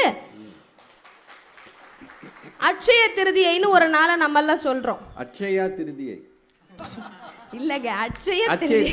சரி, இல்ல நீங்க சொல்றதுனால அப்படி அந்த நாள் அன்று நகை வாங்கினா பெருகும்னு ஒரு அதிர்ஷ்டத்தை நம்பி கையில காசு இருந்து நகை வாங்கினா அது முதலீடு, புத்திசாலித்தனம். கடன் வாங்கியாவது நகை வாங்கணும் வரிசையில போய் நிற்கிற அப்பாவி பொதுமக்கள் மேலும் மேலும் கடனாளி ஆகி போகிறார்கள். ஆனால் அந்த நாளை புத்திசார் உழைப்பினால் முதலீடாக பணம் பெருக்கும் நாளாக சிந்தித்த கடைக்காரர்கள் எல்லாம் மேலும் மேலும் வளர்ந்து கொண்டு இருக்கிறார்கள். ஆக நம்மை சுற்றி நடக்கும் அரசியலையும் நாம் புரிந்து கொள்ள வேண்டி இருக்குது இல்லையா? எழுத்தாளர் ஜெயமோகன் அவர்கள் அவருடைய அறம் தொகுதியிலே பல கதைகள் எழுதியிருப்பார். அந்த கதைகளில் திரும்ப திரும்ப ஒரு நுட்பமான வார்த்தையை பயன்படுத்துவார். படுத்து உறங்குதல்னு எழுத மாட்டார், விழுந்து உறங்குதல்னு எழுதுவார். அது என்ன, படுத்து உறங்குதலுக்கும் விழுந்து உறங்குதலுக்கும் வித்தியாசம் அப்படின்னா, உணவு, உடை, இருப்பிடம், இந்த அடிப்படை தேவைகள் எல்லாம் கிடைத்து எல்லா பணியையும் முடிச்சுட்டு இரவு தூங்குகிற நேரத்தை எதிர்பார்த்து தூங்குகிற நேரம் வந்த பிறகு தூங்குபவர்கள் படுத்து தூங்குவார்கள். ஆனால் காலையிலிருந்து இரவு வரை பசியிலும் வறுமையிலும் வாடி உழைத்து உழைத்து ஓய்ந்து தேய்ந்து போனவர்கள் விழுந்து உறங்குவார்கள். அப்படி உழைத்து உழைத்து ஓய்ந்து விழுந்து உறங்கியவர்கள் யாருமே வாழ்க்கையில் விழுந்ததாய் சரித்திரமே இல்லை என்பதுதான் உண்மை. சார், பலரும் இன்னைக்கு இளம் தலைமுறைக்கு ஒரு கேள்வி இருக்குங்க. இன்றைக்கு இங்கே இருக்கிறவங்களுக்கு கூடவே தோணலாம், எங்கள் அப்பாலாம் அப்படி தாங்க உழைச்சாரு, நாள் நேரம் பார்க்காம இரவு பகல் பார்க்காம உழைச்சாரு, உழைச்சி என்னாச்சு, கடைசி வரை உழைச்சி போயே சேர்ந்துட்டார்னு சொல்லுவாங்க. ஆனால் அப்பாவினுடைய வாழ்க்கையினுடைய வெற்றி எது? அவர் காரு பங்களான்னு சேர்த்து சொகுசா வாழ்றது அல்ல அவருடைய வெற்றி. தன் பிள்ளையை பட்டய படிப்பு படிக்க வைத்து வாழ்க்கையில் உயர்ந்தவனாக மாற்றுகிறார்ல, அதுதான் ஒரு அப்பாவினுடைய வெற்றி. ஆக உழைப்பு என்பது ஒன்று தன்னை உயர்த்தும், அப்படி இல்லை என்றாலும் தான் உழைத்த உழைப்பு தன் தலைமுறையே உயர்த்தும் என்பதனால் உழைப்பு ஒரு நாளும் நம்மை கைவிடாது என்பதுதான் நிதர்சனமாக நாம் பார்க்கக்கூடிய உண்மை. சமீபமாக ஒரு பெயரை நம்ம எல்லாரும் கேள்விப்பட்டிருப்போம், பத்மா அப்படிங்கிற பெயர். தெரியாதவர்களுக்காக சொல்றேன். அன்றாடம் கிடைக்கிற சிறிய தொகையில் சாப்பிட்டு கொண்டிருக்கிற ஒரு துப்புரவு தொழிலாளியாகிய ஒரு பெண் ரோட்ல கேட்பாரட்டு கிடந்த ஒரு பையில திறந்து பார்க்குறாங்க, 45 பவுன் நகை இருக்கு. ஆனால் நேர்மையோடு அந்த நகையை காவல்துறையிடம் ஒப்படைத்து மிகச்சிறந்த உயர்ந்த நேர்மைக்கு சொந்தக்காரராக இன்றைக்கு புகழ் பெற்றிருக்கக்கூடிய பத்மா அவர்கள். அவங்க அந்த பையை திறந்து பார்த்தாங்கல்ல, இது நமக்கு கிடைச்ச அதிர்ஷ்டம்னு நினச்சி எடுத்துட்டு போயிருக்கலாம். ஆனால் அந்த அம்மா அதை செய்யலை. இது யாரோ ஒருவரினுடைய உழைப்பில் வந்தது என்று பிறரினுடைய உழைப்பையும், பிறருடைய பொருள் எனக்கு வேண்டாம், உழைத்து சாப்பிட எனக்கு கை இருக்கு என்று தன் உழைப்பின் மீது அவர் வைத்த மதிப்பினாலும் தான் இன்றைக்கு அவரை நாம் எல்லாம் போற்றி கொண்டிருக்கிறோம். சார், அதிர்ஷ்டத்தை அவர் நம்பி இருந்தால் அவர் பணக்கார பத்மாவாக வேண்டுமானால் வாழ்ந்திருக்கலாம். உழைப்பை போற்றியதனால் தான் பல தலைமுறைகளுக்கு வழிகாட்டும் பண்புமிக்க பத்மாவாக மாறி போனார் என்று சொன்னால், உழைப்பு உங்களுக்கு எதை தரும் தெரியுமா? உண்மையையும் நேர்மையையும் கற்றுத்தரும். உடலிலும் மனதிலும் உறுதியை தரும். இந்த உலகோர் மத்தியிலே உங்களுக்கு உயர்வை தரும். அந்த உழைப்பு தான் வாழ்வின் வெற்றிக்கு தேவை. நிறைவாக இப்படி சொல்லி, கூடுதலாக இப்படி ஒன்றை சொல்லி முடிக்கிறேன். உழைப்பு என்பது சக்தி, கடும் உழைப்பு என்பது பெரும் சக்தி, அதனினும் வைராகியத்தோடு கூடிய உழைப்பு என்பது மாபெரும் சக்தி. ஆக வைராகியத்தோடு கடும் உழைப்பை மேற்கொள்வோம், வாழ்வில் உயர்வோம் என்று சொல்லி வாய்ப்பளித்தவர்களுக்கும் வாய்மொழி கேட்டவர்களுக்கும் நன்றி கூறி விடைபெறுகிறேன். நன்றி, வணக்கம். ரொம்ப அருமையாக பேசியிருக்கிறாங்க. அந்த துப்புரவு பணியாளர் பத்மா 45 பவுனுங்க. இன்னைக்கு ஒரு பவுன் ஏறக்குறைய 1.5 லட்சம் ரூபாய். சரிங்களா? என்னங்க இந்த ஊரில் நான் கிடையாது இல்லையா? இன்னைக்கு ரேட்டு 1 கிராமு 14,000 சில்லற ரூபா. 8 கிராம்னு வச்சிங்கன்னா பெருக்கிக்கங்க, 45 பவுன். அவர் உடனே கணக்கு போட்டார். இந்த மொபைல் இருக்கிறது எதுக்கு உதவுது பாருங்க. இது அதே விலைக்கு கிடைக்காது. செய்கூலி சேதாரம் ஜிஎஸ்டி எல்லாம் சேரும். ஏறக்குறைய ஒரு 75 லட்சம் ரூபாய்க்கு மதிப்புள்ள பொருளை ஒரு அம்மா கையில் வாங்கி அதை கொண்டு போய் உரிமையாளரிடம் ஒப்படைக்க முயற்சி பண்ணியிருக்காங்க பாருங்க. இன்னமும் நம் மக்களிடம், எளியவரிடம் நேர்மை இருக்கிறது என்பதற்கு இதுதான் எடுத்துக்காட்டு. வசதி படைத்தவர்கள் மற்றவர் சொத்துக்கு ஆசைப்படலாம், ஆனால் ஏழைகள் இன்னமும் பிறர் சொத்துக்காக ஆசைப்படுவதில்லை. இது எனக்கு கிடைச்ச லக்குன்னு அவங்க நினைக்கல. யாரோ இதை இழந்த கண்ணீர் வடிப்பார்கள் இல்லையா, அவங்க வீட்டுக்கு கல்யாணத்துக்காக இதை வச்சிருந்திருக்கலாம்.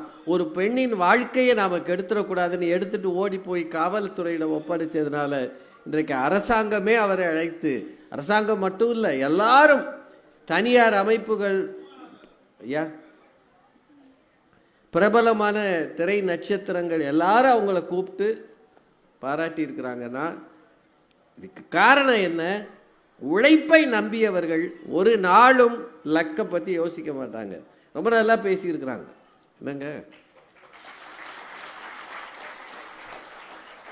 மயிலாடுதுறையில் ஒரு பெண்மணி அவங்க ஒரு சொல்ல பயன்படுத்தினாங்க, அது இனிமேல் தேவையில்லை. உடல் குறையோடு இருக்கிறவர்கள், சில சொற்களை நாம் தவிர்த்திடலாம். மாற்றுத்திறனாளிகள், அப்படி தான் அவங்களுக்கு பேர். கலைஞர் அவர்கள் முதல்வராக இருக்கும்போது அந்த சொல்லை அவர் பயன்படுத்தினார்.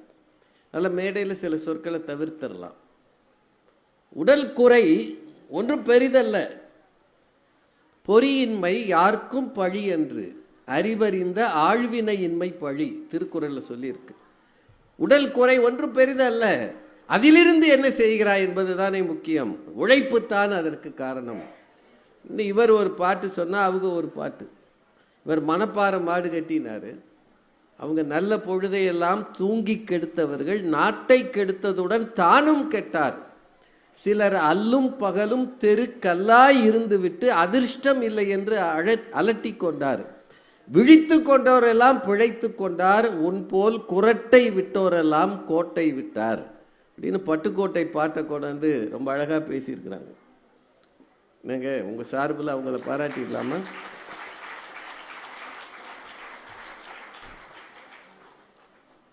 இதெல்லாம் சரிதான். இப்போ லக்குக்கு வேலையே இல்லையா? அதிர்ஷ்டமே கொஞ்சம் கூட ஒரு வேலையும் பண்ணுறது இல்லையா?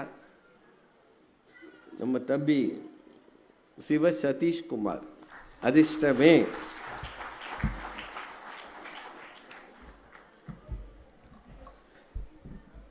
என்னை நன்றாக இறைவன் படைத்தனன் தன்னை நன்றாக தமிழ் செய்யுமாறே நாவீறு படைத்த நடுவர் உள்ளிட்ட பேச்சாளர்களுக்கும் மாவட்ட ஆட்சித்தலைவர் உள்ளிட்ட அத்தனை பெரியவர்களுக்கும் என்னுடைய பணிவான வணக்கத்தை தெரிவித்துக் கொள்கின்றேன்.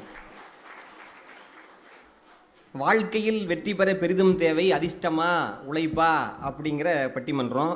அதிர்ஷ்டமே அப்படிங்கிற அடியில் நான் பேசுகிறேன். நான் சென்னையிலேருந்து கிளம்பி வரும்போது சென்னைக்குள்ளே அவ்வளவு டிராஃபிக். சரி. திருவள்ளூர் பக்கத்தில் வந்தால் ஒருத்தரையும் காணோம். நான் என் கூட தனியாக வந்தேன், கூட யாருமே இல்லை. ஏன் அவங்களே கூட்டு வந்திருக்க வேண்டியதானே? இன்னும் கொஞ்சம் கூட்டமாக வந்திருக்கும். இல்லை வரும்போது அப்புறம் சிவகுரு சார் ரூமில் இருக்கும்போது கேட்டார், தம்பி வரும்போது அப்படியே வெறிச்சோடி கிடஞ்ச மயா, அப்படி அமைதியாக இருந்துச்சு, எப்படி தம்பி திரும்பி போக போகிறீங்க? நான் தனியாக பைக்கில் தான் வந்தேன், எப்படி போக போகிறீங்க தம்பி? அதே மாதிரி திடலும் அப்படி இருக்குமா அப்படின்னு கேட்டார்கள். ஆனால் திடலுக்குள் கடல் புகுந்ததை போல் இத்தனை சுவைஞர்கள் வந்து அமர்ந்திருக்கிறார்கள் என்று சொன்னால் இது எங்களுக்கு கிடைத்த அதிர்ஷ்டம். அப்புறம் எனக்கு இங்கே இவர் சிவகுரு சார் பேசும்போது எனக்கு அதிர்ஷ்டம் இல்லையோன்னு நினைச்சேன். அவர் ஒரு பாயிண்ட் சொன்னார் பார்த்தீங்களா, அதிர்ஷ்டங்கிறது அதிர்ஷ்டத்துக்கு தான் வரும்னு சொன்னார்ல, அது ஏன் பாயிண்ட்? அது போயிடுச்சுன்னு நினைச்சுக்கிட்டு இருந்தேன். அதெல்லாம் முந்தைய சொல்லிட்டாரு. அப்போ என்ன நினைச்சேன், எனக்கு அந்த நேரம் வருத்தப்பட்டுக்கிட்டு இருக்கிற நேரத்தில் வறுத்த முந்திரி பருப்பு கொண்டு வந்து கொடுத்தாங்க. எனக்கு முந்திரி பருப்புனா ரொம்ப பிடிக்கும், அதிர்ஷ்டம்டான்னு சாப்பிட்டுக்கிட்டு இருந்தேன். வாழ்க்கையில் எல்லா இடத்துலையும் அதிர்ஷ்டம் கிடைக்குங்க. கொடுத்தா சாப்பிட்டுட்டு சத்தம் இல்லாமல் இருக்குது, கூட்டத்தில் ஏன் அவுத்து விடுங்க? இல்லை நாங்கள் அதிர்ஷ்ட, அவங்க சொன்ன மாதிரி நாங்கள் அதிர்ஷ்டசாலின்னு சொல்லணும்ல. அக்ஷயா பேசும்போது நாங்கள்லாம் அதிர்ஷ்டசாலிகளாம், அவங்க 2 பேர் உழைப்பாளிகளாம். ஆமாம், மெரினா பீச்சில் உழைப்பாளர் சிலையில் இவங்க 2 பேர் தான் இருக்கு. ஓ, அது இவங்க தானா? அது ஆண்கள் இல்லை. அப்புறம் சைக்காலஜி ஆஃப் மணி அப்படிங்கிற புக்கை பற்றி பேசினாங்க. உண்மையிலேயே அந்த புத்தகத்துக்கு ஒரு அதிர்ஷ்டம் வந்துச்சுங்க. அது 2020 வெளியாயிருச்சு. ஒரு பையன் கண்டுக்கல அந்த புத்தகம். அரவிந்த் சாமி பேசினார், அதுக்கு அதிர்ஷ்டம் அடிச்சது. இனிமே எந்த புத்தகம்னாலும் அரவிந்த் சாமியை பேச சொல்லுங்க. இது வரைக்கும் யாரும் கண்டுக்கல. ஆமா, ஒவ்வொன்றா அவுத்து விடுறாங்க பாருங்க. அப்புறம் குரட்டை விட்டோர் எல்லாம் கோட்டை விட்டாராமா, அது அதிர்ஷ்டம் இல்லையாமா? உண்மையாவே குரட்டை விட்டு படுத்த உடனே தூங்குவது அதிர்ஷ்டம் தான். இல்லாட்டி மாத்திரை போடணும். ஆமா, நம்ம நீங்க என்னங்க மொத்தமாக சொல்லி. அப்புறம் இவங்க எக்ஸாமுக்கு வந்து கறித்துண்டை வைத்து அப்படிலாம் கிடையாதுங்க. எக்ஸாம் நான் வாத்தியார், நீங்க வாத்தியாரா? போய் பார்த்தால தெரியும். என் கிளாஸ்ல ஒரு பையன் முருகேசன் பேரு, கொக்குன்னு எழுதுச்சோன்னா கெக்குன்னு எழுதுறான், தேங்காய் எழுதுச்சோன்னா தொங்காயின்னு எழுதுறான், எலுமிச்சம்பழம் எழுதுச்சோன்னா ஏழுமச்சாம்பழம் எழுதுறான். என்னடா இப்படி எழுதுறியே, தமிழே இப்படி எழுதுறிய, தமிழ்நாட்டில் வந்து இப்படி எழுதுறியாடா அப்படின்னு கேட்டா, எப்படிடா பாஸ் பண்ண? யார் அவனுக்கு தமிழ் வாத்தியார்? எப்படிடா பாஸ் பண்ண? நான் கொரோனா பாஸ்ங்கிறான். அதிர்ஷ்டமா இல்லையாங்க? அவனுக்கு அதிர்ஷ்டம் கொரோனா. கொரோனா கொரோனா பல்லாம் வந்திருக்குங்க. ஏங்க அவங்க பேசும்போது எது வெற்றின்னு கேட்டாங்க பார்த்தீங்களா? அதுக்கு சொன்னாங்க, ஒவ்வொரு நாளும் நான் நிற்பது தான் வெற்றி, இன்னைக்கு நாம் இருக்கிறோம் அப்படின்னு சொல்வதே அதிர்ஷ்டம்ங்க. அது ஆரோக்கியமா இருக்கிறது அதிர்ஷ்டம். கொரோனாவுக்கு பின்னாடி நம்மள உயிரோடு இருக்கிறதே பெரிய அதிர்ஷ்டம் தான். டாக்டர்கள் போயிருக்காங்க, புஜபல பராக்கிரமசாலிகள் போயிருக்காங்க, அதையெல்லாம் தாண்டி நம்ம இன்னைக்கு நிக்கிறோம் அப்படின்னு சொன்னாவே அது அதிர்ஷ்டமா இல்லையா? உழைப்பாளையா வந்துச்சு அது எல்லாம் மாஸ்க் தான் காரணம். ஆனா என்னோட சைஸ்க்கு மாஸ்க் கிடைக்கல. ஏன்? அது சுருக்கி தைக்கிற மாதிரி ஆயிடுச்சு. மாஸ்கை 2ஆ வெட்டி மாட்டிட்டு மாஸ்க் போட்டாவே ஹெல்மெட் போட்ட மாதிரி தான் இருக்கும். உண்மையிலேங்க இன்னைக்கெல்லாம் சொல்றேங்க, என் லெவலுக்கு சொல்றேன், 90s கிட்ஸுக்கு கல்யாணம் ஆகிறது அதிர்ஷ்டம் தான். எனக்கெல்லாம் அப்படித்தான் ஆச்சு. உண்மையிலேயே சொல்றேங்க, நமக்கு காதலிக்க நல்ல பெண் கிடைப்பது அதிர்ஷ்டம், அதே பெண்ணை கரம் பிடிப்பது என்பது அதிர்ஷ்டம், அந்த பொண்ணுக்கு அண்ணன் தம்பி இல்லாம இருக்கிறது அதிர்ஷ்டம். அப்படி இருந்தாலும் கல்யாணத்தின் போது அவங்க நம்ம மேல அடிக்காம இருக்கிறது அதிர்ஷ்டம். அதான் ஒத்துக்கிட்டானே, அப்புறம் ஏன் அடிக்கிறான்? அது சொல்றேன் பாருங்க, கல்யாணத்துக்கு அப்புறம் ஒத்துக்கிட்டு அடிக்கடி சீர் கொண்டு வருவது அதிர்ஷ்டம். அதெல்லாம் நம்ம இஷ்டத்துக்கு வராது, அதிர்ஷ்டத்துக்கு தான் வரும். ஏங்க உண்மையிலேயே சொல்லணும்னா திருக்குறள் சொல்றாங்க, தெய்வத்தால் ஆகாது எனினும் முயற்சி தன் மெய் வருத்த கூலி தான் தரும். புரியுதா? கொஞ்சமா அளவா தான் கொடுக்கும். ஆனால் அதிர்ஷ்டம் இருந்தால் மட்டும்தான் அது கூரையை பிச்சு கொட்டுவதை போல அதிகமா கிடைக்கும். ஓ, அது கூலி இல்லை, கூலி ஊதியம் அது. ஏங்க இன்னொன்னு சொல்றேங்க, இவங்க சொன்னாங்க பாத்தீங்களா அவ்வை, நான் பார்த்த அவ்வையை பத்தி சொல்றேன். பத்மஸ்ரீ டாக்டர் அவ்வை நடராஜன் ஐயா அவர்கள் தஞ்சை தமிழ் பல்கலைக்கழகத்தின் மேலாள் துணைவேந்தராக விளங்கியவர்கள். அவர்கிட்ட என்னை பத்தி ஐயா அறிமுகப்படுத்தும் போது என்ன சொன்னீங்க, இவர் நிறைய பக்தி இலக்கியம் எல்லாம் படித்தவர் அப்படின்னு சொல்லி. நான் படித்ததுக்கு காரணம் நான் என்னுடைய உழைப்பு கிடையாது, எனக்கு கிடைத்த அதிர்ஷ்டம்.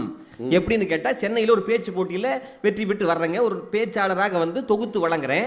அப்ப சிப்பி பாலசுப்ரமணியம் ஒரு ஐயா, அவர் என்ன பண்ணாரு, டாக்டர் அவ்வை நடராஜன் ஐயா கிட்ட அறிமுகப்படுத்தி வச்சார். அவ்வை நடராஜன் ஐயா வாயிலிருந்து வந்த வார்த்தை என்ன தெரியுங்களா? கடிதம் எழுதுப்பா, இல்லைன்னா வீட்டில் வந்து பாரு அப்படின்னு சொன்னார். முடிச்சுட்டு அவ்வை நடராஜன் ஐயா கார்ல ஏறி போயிட்டார். பிறகு சிப்பி சாரோட கார்ல ஐயா முன்னாடி உட்காந்துக்கிட்டு இருக்கேன், நான் பின்னாடி உட்காந்துக்கிட்டு இருக்கேன். சிற்பி பாலசுப்ரமணியம் ஐயா யாரு? பத்மஸ்ரீ விருதாளர், இறந்த சாகித்ய அகாடமி விருது பெற்றவர், கலைமாமணி விருதாளர். திரும்பி என்ன பார்த்து ஒரு விஷயம் சொன்னாரு. அவ்வை கூப்பிடுறாருன்னா பெரிய விஷயம்பா, நீ பெரிய பேச்சாளராயிருவ, பெரிய அறிஞராயிருவ, உனக்கு கிடைச்ச அதிர்ஷ்டம் என்று சொன்னார். உண்மையிலேயே அந்த அதிர்ஷ்டத்தின் காரணமாக தான் நிறைய படிக்கிற வாய்ப்பு கிடைச்சது. ஈஸியா போய் பாத்திர முடியுமாங்க பெரியவங்கள? இவ்வளவு ஏங்க இந்த மேடையில் உண்மையை சொல்றேன், பெரியவங்க 3 பேர் இருக்கீங்க, அட்சயா நானும் ஒரு சம வயதை உடையவர்கள். எங்க 2 பேர்த்துக்கும் கிடைச்ச அதிர்ஷ்டம் உங்களுக்கு இல்லைன்னு நான் சொல்லுவேன்.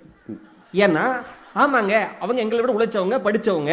ஆனா மீடியா அப்படிங்கிற ஒரு அதிர்ஷ்டமயமான விஷயம் வந்து எங்க 2 பேருக்கு கிடைச்சது இல்லை. அப்ப இவ்வளவு பெரியவங்க முன்னாடி இந்த வயதிலேயே பேசக்கூடிய ஒரு வாய்ப்புனா அது அதிர்ஷ்டம் தானே. மீடியா முன்னாடி பேசுறது பெரிய அதிர்ஷ்டம். கண்டிப்பாங்க. மீடியா உங்களை பத்தி பேசுறது இன்னும் பெரிய அதிர்ஷ்டம். எப்படியோ பப்ளிசிட்டி ஆகிறோம்ல ஏங்க. அதையும் தாண்டி இன்னொன்று, தூய்மை பணியாளர் பத்மா அவர்களை பற்றி சொன்னாங்க. அது தங்கத்தை பற்றி பேசினாங்க. உண்மையிலேயே இன்னைக்கு குழந்தைகள், எனக்கு பையன் பிறந்திருக்கிறான், அவனை கொஞ்சலாம் நினைச்சு தங்கம் அப்படின்னு கொஞ்சறது கிடையாது. ஏன்னா குழந்தைய கடத்திட்டு போயிடுவேன். ஏன்னா தங்கம் அப்படி ஆயிடுச்சு உண்மையிலேயே.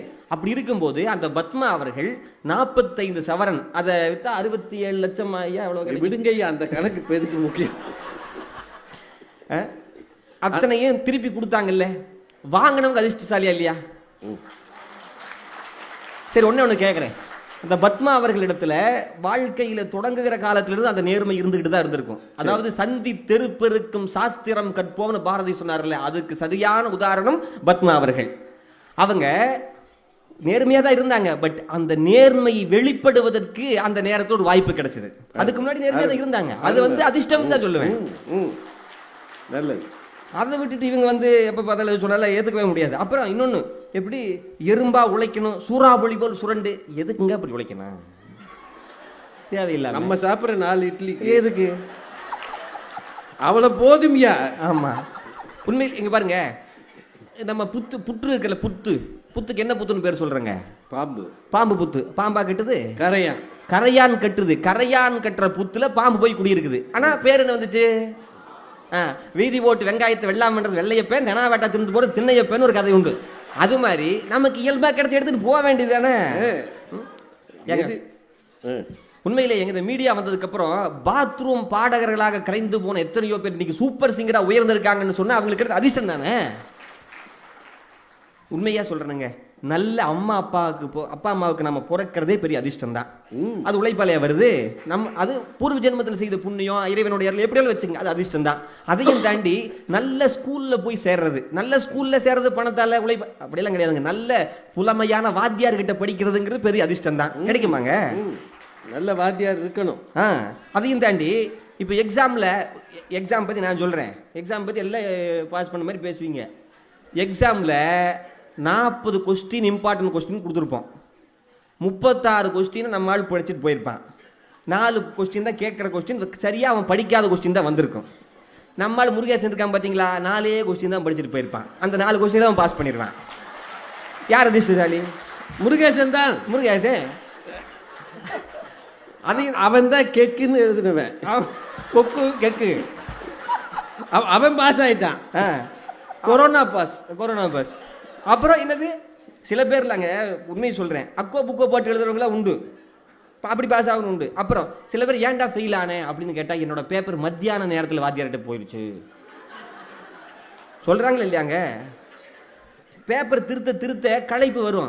உண்மையிலே அள்ளி கொடுக்க மாட்டாங்க, கிள்ளி தான் போடுவாங்க. அப்போ காலையில் நேரத்தில் யாரோட நீங்கள் நினச்சி பார்த்துருக்கீங்களா, கிளாஸ் ரூமில் நோட்டை வரிசையாக வைக்கும்போது நம்ம நோட்டு கடைசியில் வந்துடாதா, முன்னாடி வந்துடாதா, நம்மளை யோசிச்சு பார்த்துருக்கோமா இல்லையா? அப்படி இருக்கும்போது வாழ்க்கையில் எல்லா நேரங்களிலும் உழைப்பு உதவாது. உழைப்பை தாண்டி ஒரு படி இறைவனுடைய அருள், வாய்ப்பு, வரம், அனுகூலம், தெய்வாதி எல்லாத்துக்கும் ஒரே பேர் அதிர்ஷ்டம். அந்த அதிர்ஷ்டம் இருந்தால் மட்டும்தான் வாழ்க்கையில் உயர முடியும், இல்லை உயரவே முடியாது. அப்புறம் வாழ்க்கையில் நீங்கள் பெரிய ஒரு உச்சத்தை அடையலான்னு சொல்லிட்டு ரொம்ப கஷ்டப்பட்டு உழைச்சிருப்பீங்க, ஆனால் கொஞ்சம் கூட முன்னேறி இருக்க முடியாது. சின்ன உழைப்பு போட்டிருப்பீங்க, சின்ன உழைப்பு விஸ்வரூப வெற்றியை கொடுத்துரும். அதுக்கு பேர் தான் அதிர்ஷ்டம் அப்படிங்கிறது. அது எல்லாத்துக்கும் கிடைச்சிருக்கும். நீங்கள் யோசிச்சு பாருங்க, நம்ம பெரிய விஷயங்களை செய்யலாம்னு நினச்சி பல விஷயங்களை பண்ணிடுவோம், முடியாது. ஆனால் சின்னதாக ஒரு பிள்ளையார் சொல்லி போட்டிருப்போம், நம்ம அதில் வெற்றி அடைஞ்சிருப்போம். அதுக்கு காரணம் அதிர்ஷ்டம் அப்படின்னு சொன்னால் அதை ஏற்றுக்கணும். உண்மையை சொல்கிறேங்க, இன்றைக்கு திருவள்ளூர் மாவட்டத்தில் இத்தனை பேர் இங்கே வந்து, முதல்ல திருவள்ளூர் மாவட்ட வாசிகளே அதிர்ஷ்டசாலிகள் தான். ஏன்னு கேட்டா நீங்க மனு போட்டுதான் உங்களுடைய பிரச்சனையை தீர்த்து கொள்ள வேண்டும் என்று இல்லை, அவர் மனதிற்குள்ளேயே எந்த பிரச்சனை இருந்தது என்பதை பார்த்து அவர் தீர்க்கக்கூடிய ஒரு மாவட்ட ஆட்சித்தலைவர் கிடைச்சிருக்காரு. உங்களுக்கு ஒரு அதிர்ஷ்டம், உண்மையா இல்லையா? அதையும் தாண்டி எங்கேயோ போய் தொலைக்காட்சியில் தொடர்கள் பார்த்துக்கிட்டு இல்லாம இந்த நேரத்தில் இங்கே வந்து கேட்கக்கூடிய வாய்ப்பு உங்களுக்கு கிடைச்சிருக்கல. அத்தனை சுவிஞர்களும் அதிர்ஷ்டசாலிகள் தான். ஆமாங்க, புத்தகம் வாசிப்பது என்பது ஒரு அதிர்ஷ்டம் தான். ஒரு புத்தகத்தை ஒரு வாழ்க்கை வரலாறு ஒரு புத்தகம் வச்சுக்கோங்க. வாழ்க்கை வரலாறு, தன்னுடைய வாழ்க்கையில் எவ்வளவு கஷ்டப்பட்டு அடிபட்டு மிதிப்பட்டு அத்தனை ஒரு வாழ்க்கை வரலாறு ஒரு பெரியவர் எழுதி கொடுக்குறாரு. எதுக்கு எழுதி கொடுக்குறாரு? அதை படிக்கிறவங்க அந்த கஷ்டத்தை அடையக்கூடாது அப்படின்னு சொல்லி. அப்ப நம்ம ஒரு புத்தகத்தை படிக்கிறோம்னு சொன்னாவே நாம் உழைப்பாளிகள்ல அதிர்ஷ்டசாலிகள். அதையும் தாண்டி பேச்சை கேட்பது என்பது பெரிய விஷயம். சொற்பொழிவு கேட்குறீங்க வச்சுங்களேன், 1 மணி நேரம் பேசணும் அப்படின்னா 60 மணி நேரம் படிச்சாதான் பேச முடியும். அப்ப 5 அறிஞர்கள் இங்க வந்து பேசுறாங்க, தினம் பெரியவங்க வந்து பேசுறாங்கன்னா கேட்க வந்து நீங்கெல்லாம் உழைப்பாளிகளா அதிர்ஷ்டசாலிகளா? பாத்தீங்களா, சொல்லிட்டாங்க அதிர்ஷ்டசாலிகள். ஏன்னா பட்டிமரத்தை முடிச்சிருவோமா? அதையும் தான் இன்னொரு ஒரே விஷயத்தை சொல்றேங்க. எங்களை மாதிரி வாத்தியாரா இருந்துக்கிட்டு பேச்சாளராக இருக்கிற மாதிரி அதிர்ஷ்டசாலிகள் யாருமே கிடையாது. வகுப்புக்கு படிக்கிறத மேடையில் சொல்லலாம், மேடைக்கு படிக்கிற பெரிய விஷயங்களை வகுப்புலையும் சொல்லலாம். ஒரே கல்ல 2 மாங்க. அதிர்ஷ்டசாலி தாங்க நாங்க. இப்போ நாங்கெல்லாம் துரதிர்ஷ்டசாலிகளா? அதையும் தாண்டி நான் என் கிளாஸ்ல இல்லைங்க, கிளாஸ்ல அவன் மார்க் எடுக்கலைன்னா அதிகமாக கோவப்பட மாட்டேன், பதில் சொல்லனா கோவப்பட மாட்டேன், எது சொல்ல அப்படியே கோவப்பட மாட்டேன். நான் சொல்ற ஜோக்குக்கு அவன் சிரிக்கல எனக்கு கோவம் வந்துடும். அங்க ஒரு ட்ரையல் பார்த்து நான் மேடையில் யூஸ் பண்ணுவேன். அப்ப இதெல்லாம் பெரிய அதிர்ஷ்டம் தானே. அதாவது அங்க டெஸ்ட் பண்ணி இங்க ஏத்திடுறது. ஆமாங்க, அவங்க பாவம் யாவிங்க. உண்மையிலேயே சொல்லணும், நாங்க படித்தவர்கள் பாடம் நடத்துகிறார்கள், படிக்காதவர்கள் பள்ளிக்கூடமே நடத்துகிறார்கள். காரணம் அதிர்ஷ்டம். அவசர உதவியில் ஆம்புலன்ஸ்ல போகும்போது டிராபிக் இல்லாமல் இருப்பது அதிர்ஷ்டம் தான். ஆபரேஷன் தியேட்டர்ல கரண்ட் கட் ஆகாம இருக்கிறது அதிர்ஷ்டம் தான். எல்லாமே அதிர்ஷ்டம் தாங்க. சென்னையில இன்னைக்கும் ஒரு நாளைக்கு 100 பேர் சென்னை சென்ட்ரல்லையும் தாம்பரத்துலையும் வந்து இறங்குறாங்க, எக்மோர்லையும். எதுக்காக? நான் நடிப்பு துறையில பெரியவனாவே, படிப்பு துறையில பெரியவனாவேன்னு சொல்லி. ஆனா அத்தனை பேர் உச்சத்தை தொட்டு விடுவதில்லை. ஒரு சிலருக்கு மட்டும்தான் அந்த வாய்ப்பு கிடைக்கிறது என்று சொன்னால் அது உழைப்பால் வருவதில்லை, அதிர்ஷ்டத்தால் தான் வருகிறது.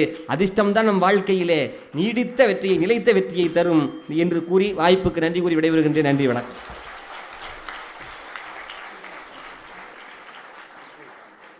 எல்லாமே அதிர்ஷ்டம் தான் அவருக்கு. நீங்க உட்காந்து கேட்கறது அதிர்ஷ்டம், அவர் பேசுறது அதிர்ஷ்டம், இந்த சட்டை போட்டிருக்கிறது கூட அதிர்ஷ்டம்னு வருது. எனக்கு தெரியும் இந்த கட்சிக்கு இவ்வளவு கச்சை கட்டி பேசின முதல் ஆள் இவராக தான் இருக்க முடியும். உலகம் முழுக்க இது பூமி சுத்துறது அதிர்ஷ்டம் எல்லாம் சொல்லிட்டார். ஆனால் அவர் சொன்னது கொஞ்சம் நியாயம் இருக்குல்லங்க. நம்ம பேப்பரை அந்த ஆசிரியர் திருத்துறாருல, அது நல்ல நேரமாக இருந்தால் தப்பிச்சுக்குவோம். அவரே வீட்டம்மாட்ட சண்டை போட்டு வந்து பேப்பர் எடுக்கிறாருன்னு வைங்க, பூராத்தையும் கிழிச்சு போ.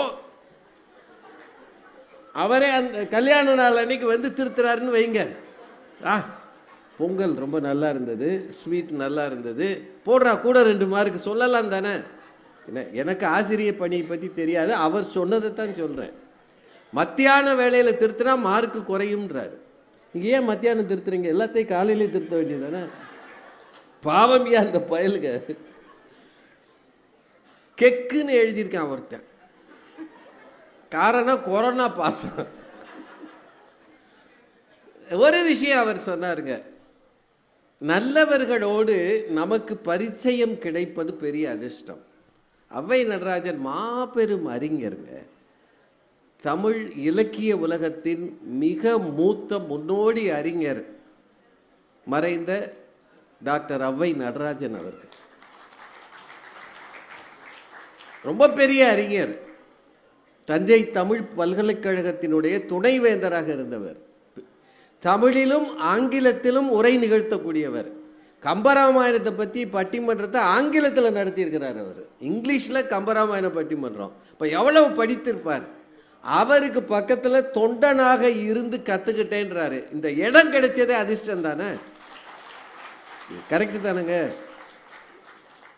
எல்லாராலையும் பெரிய இடங்களுக்கு பக்கத்தில் போக முடியாதுங்க. அதுலேயும் அவரே நீ வாப்பான்னு கூப்பிட்டுருக்கிறாருன்னா பெரிய அதிர்ஷ்டம் பண்ண வருவார். அதனால தான் நான் இந்த லெவலில் இருக்கிறேன். ஒரு பொண்ணு கிடைக்கிறது அதிர்ஷ்டம், இந்த பொண்ணு நம்மளை விரும்புகிறது அதிர்ஷ்டம், மச்சாங்க அடிக்காமல் விடுறது அதிர்ஷ்டம், சீர் செய்கிறது பெரிய அதிர்ஷ்டம், பூரா அதிர்ஷ்டம்தான். இந்த அளவுக்கு அதிர்ஷ்ட கட்சியை யாரும் பேச முடியாது. இவர் இந்த அணிக்கு கிடைத்தது நமக்கு கிடைத்த அதிர்ஷ்டம். மீடியாவில் பேசுறது அவருக்கு ஒரு பெரிய அதிர்ஷ்டம்ட்டார். இப்போ எல்லாரும் சொன்ன பிறகு உண்மையிலேயே எதுமா அதிர்ஷ்டம் எது உழைப்பு? திருமதி கவிதா ஜவஹர் வாங்கப்பா.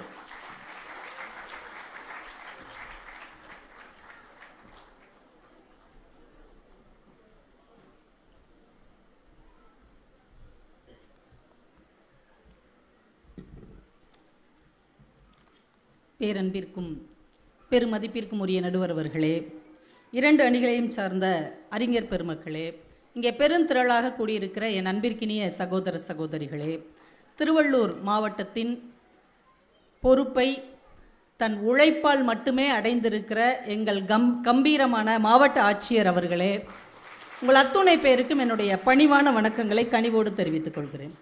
எதிரணியிலிருந்து அதிர்ஷ்டசாலி ஒருத்தர் வந்தார். இப்ப மிச்சர் சாப்பிட்டுட்டு இருக்காரு. முந்திரி பருப்பு சாப்பிட்டுருக்காரு. முந்திரி பருப்பு என்னமோ அவருக்கு மட்டும் முந்திக்கிட்டு முந்திரி பருப்பு கொடுத்த மாதிரியும், எங்களுக்கு நம்ம அரளிக்கொட்டையை கொண்டு வந்து கொடுத்த மாதிரியும், எங்களுக்கு முந்திரி பருப்பு தான் ஏன் கொடுத்துருக்கிறாரு.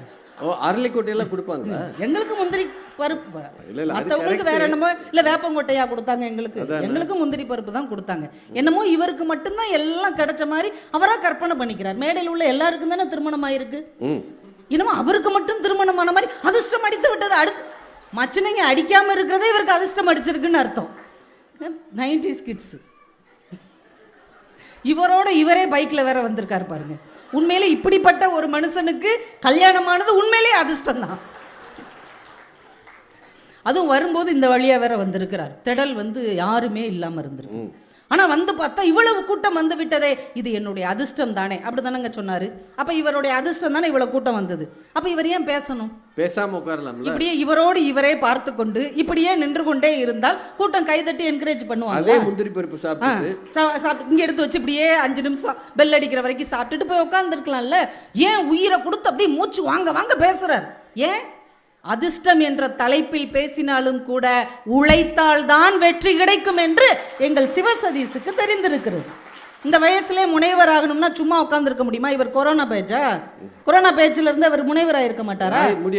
இந்த இளம் வயதில் முனைவர் பட்டம் பெற வேண்டும் என்றால் மற்ற பசங்க மாதிரி ஊர் சுத்தாம சினிமா பார்க்காம மொபைல் பார்க்காம 24 மணி நேரமும் படித்தால் மட்டும்தான் இந்த இடத்துக்கு வர முடியும். அதை சாதித்த உழைப்பாளி சிவசதீஷ். தயவு செஞ்சு உங்க உழைப்பை நீங்களே அவமானப்படுத்தாதீர்கள். அதிர்ஷ்டம் என்று திருமணம் ஆகிவிட்டது, சந்தோஷம், அதிர்ஷ்டம் தான்.